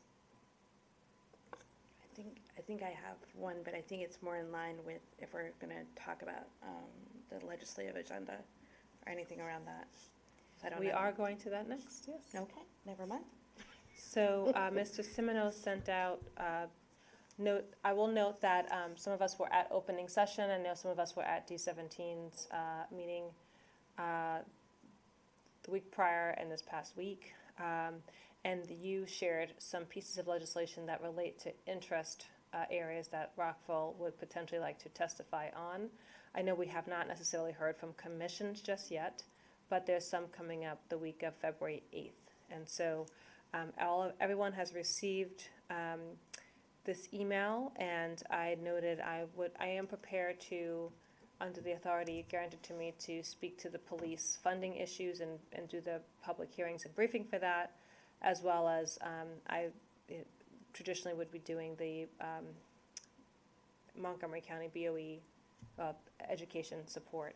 But there are several others that would require either doing a virtual testimony or going to Annapolis that relate to pedestrian safety and a number of topics.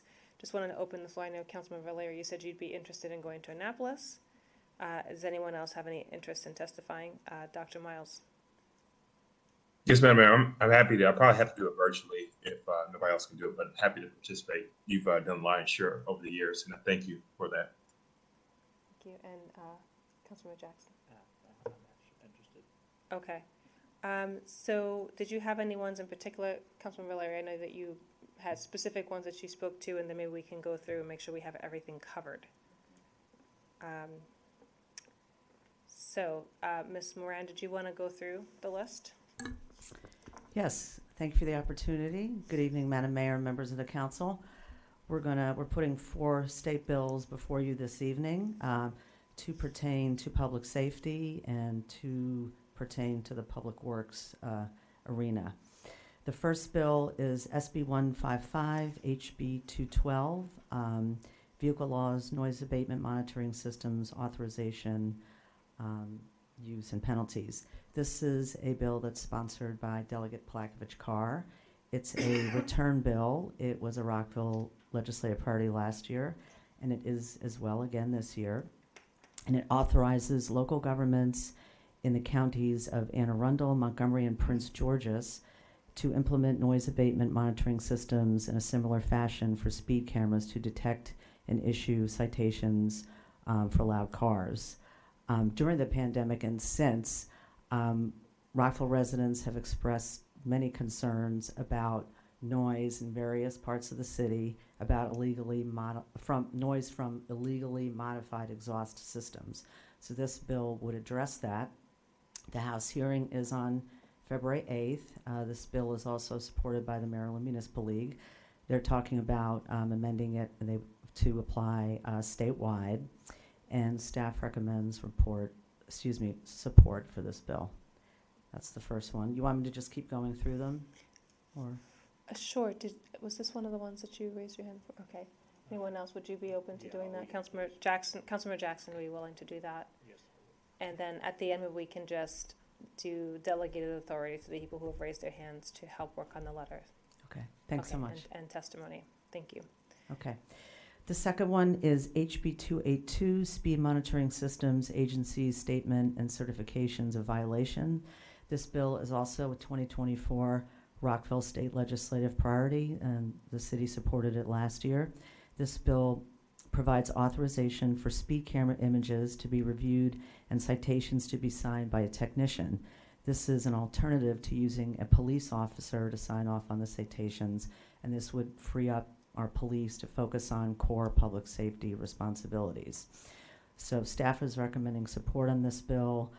This is also a Maryland Municipal League priority, and the bill hearing is scheduled also on February 8th. And this is when you're recommending written testimony? Yes. Yeah, okay. Yes. I'm happy to help work with you on that letter.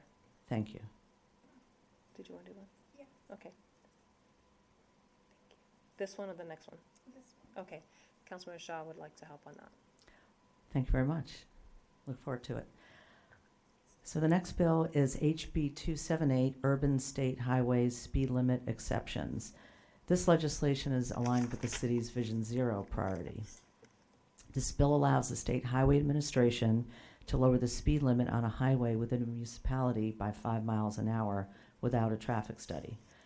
And according to the Public Works Department, this would be helpful for areas in the city such as MD 586 between Edmonston's Drive, and Twinbrook Parkway, where the posted speed limit is 40 miles an hour. This stretch includes Atlantic Avenue and Veers Mill Road, the area where the recent tragic pedestrian fatality occurred. This section of MD 586 has witnessed a fatality and 5 crashes with serious injuries during the last period between 2015 and 2023. And another example where this could be helpful is on MD 355 between Ridgemont Avenue to Watkins Pond Boulevard, where the posted speed limit is 40 miles an hour. And this section has recorded 11 crashes with serious injuries during the same period. Staff recommends support of this bill, and the Maryland Municipal League is also supportive of it, and the bill hearing is scheduled for February 8th. Thank you. This is the one Councilmember Valeri said she'd like to testify on this. Okay, great. You know a lot about that part of town. I do, and I'm also happy to also work with my colleague, Councilmember Jackson, too, so we can get in the perspective around Watkins Pond Boulevard. But yeah, I unfortunately know too much about this area. Thank you both.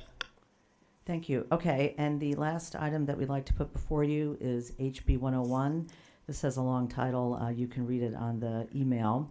And under this legislation, SHA would notify the owner or an operator of a utility facility that the facility must be removed for an SHA project.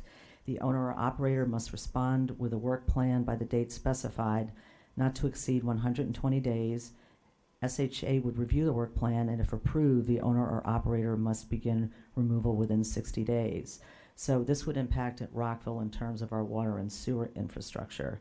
And according to Public Works, the requirements in this bill are onerous and unreasonable, and they could not be met. Underground utilities and relocations can be very complicated and cost hundreds of thousands or even millions to relocate them. And due to multiple factors, planning for a simple project can take as long as 9 months. And in the current environment, construction could take another 9 months due to 9 months after external approvals. So staff recommends that the city oppose this legislation. The Maryland Municipal League is also opposed to the legislation, and the bill hearing has not been scheduled, but staff wants to be proactive and bring this to Mayor and Council and have a position and start working on testimony, because these bill hearings can come up very quickly and we can be prepared. Thank you very much. Any volunteers? You don't have to go in person, this is written.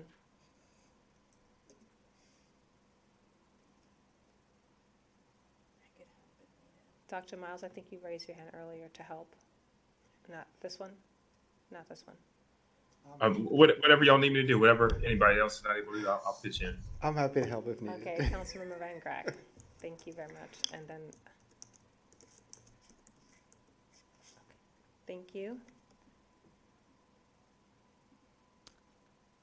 That completes the list of bills for this evening. Thank you, and I had noted I'll be ready to do the county executive's recommended capital budget and capital improvements program for MCPS, as well as the other one related to our police. Yes. Okay. Terrific. I know that there will be some coming on environment. I haven't seen any on this list yet.